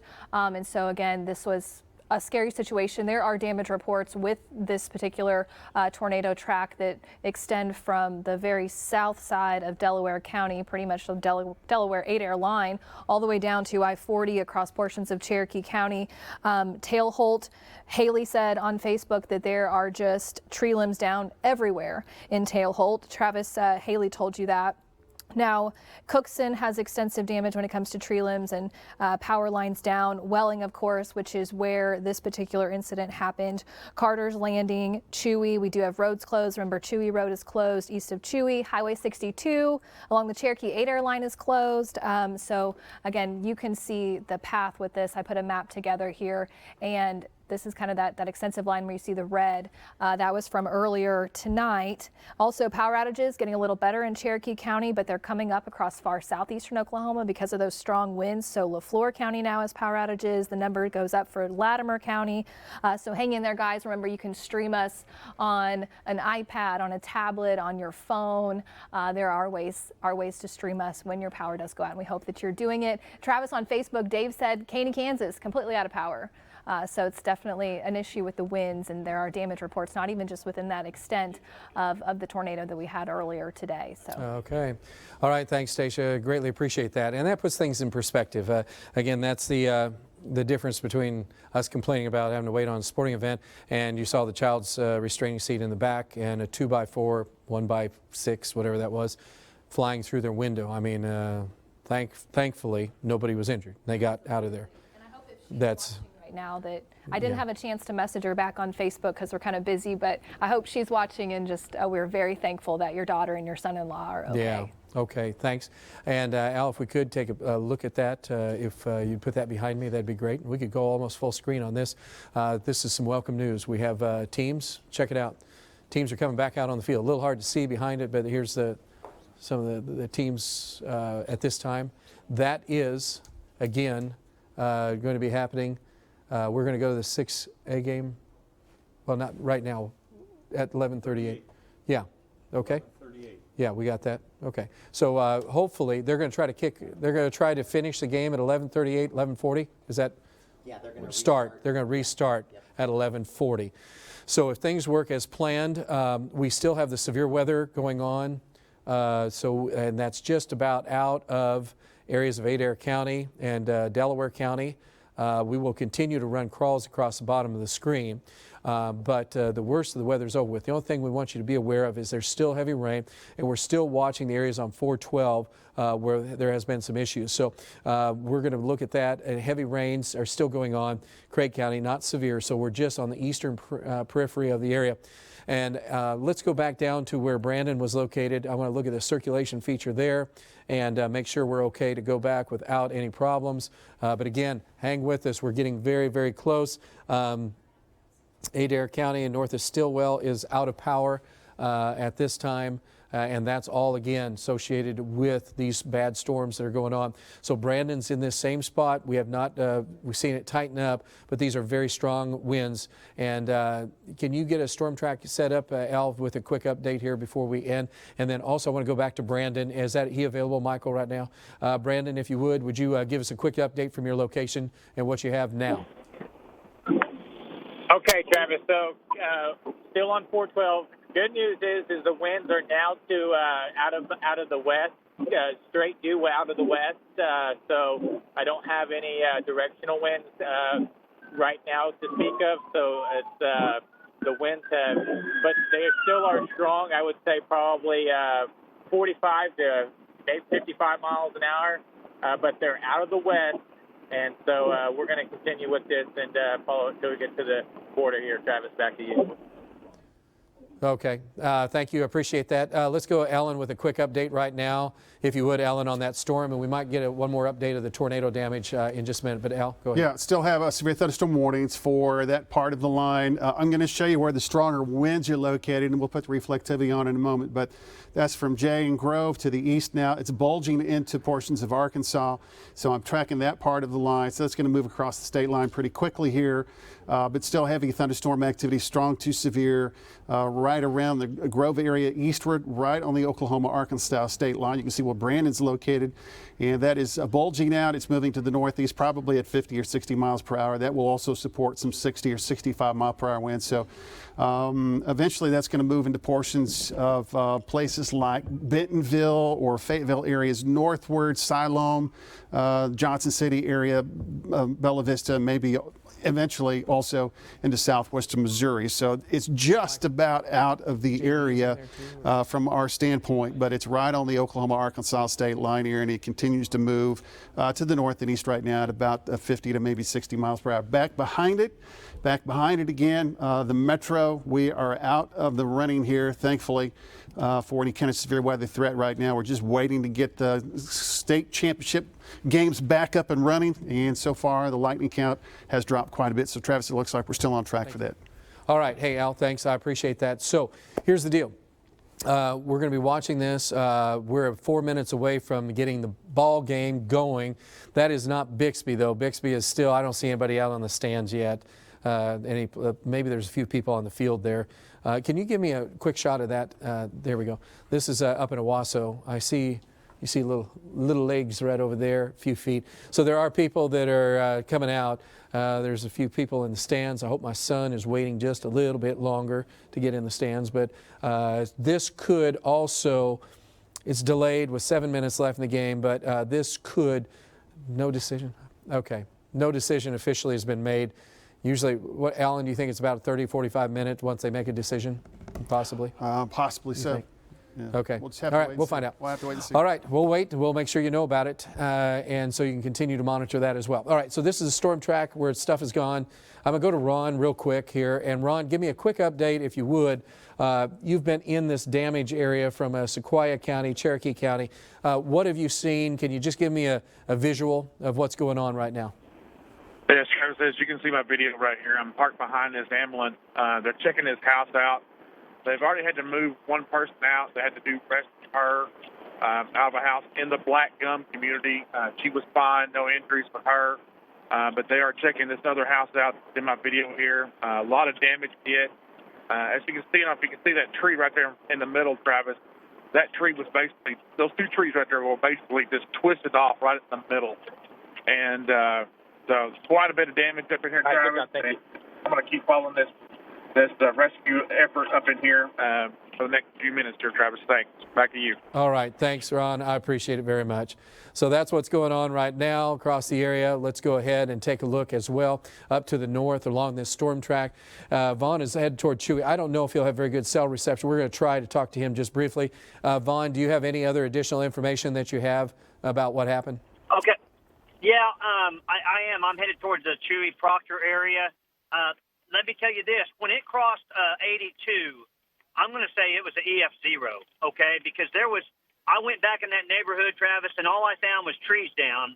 There was no substantial house damage in the little, I wouldn't call it a community, but whatever it is, just south of that bridge on 82, there was no really substantial damage to any houses. Just a lot of trees down.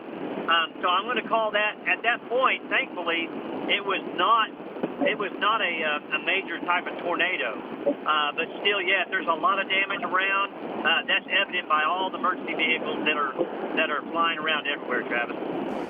All right. Thank you, Vaughn. I appreciate it. So we're going to have more information. We'll continue to monitor. Let's go take a look at the broad picture of the radar. Give me, Stacia, if you could, real quick, because we're going to, in a minute, we're going to go back to the game here. Is that okay if we do it in about a minute, give 15-second time period? Is that okay with everybody?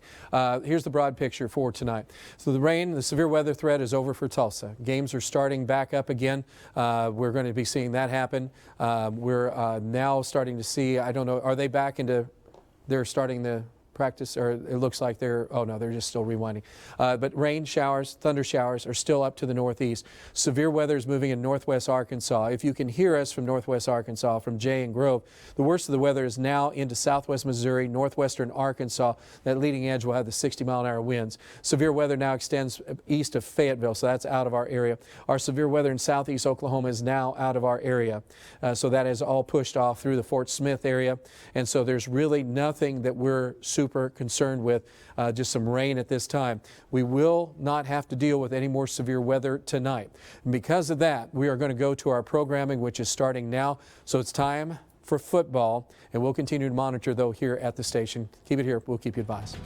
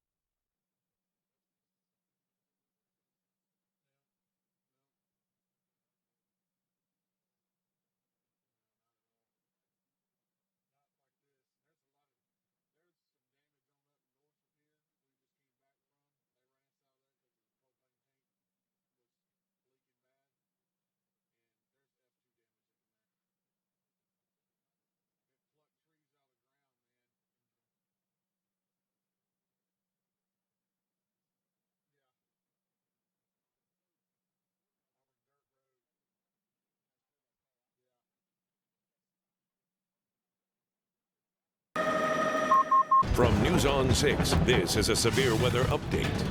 All right, good evening, good morning. Of course, the football game finally getting over with.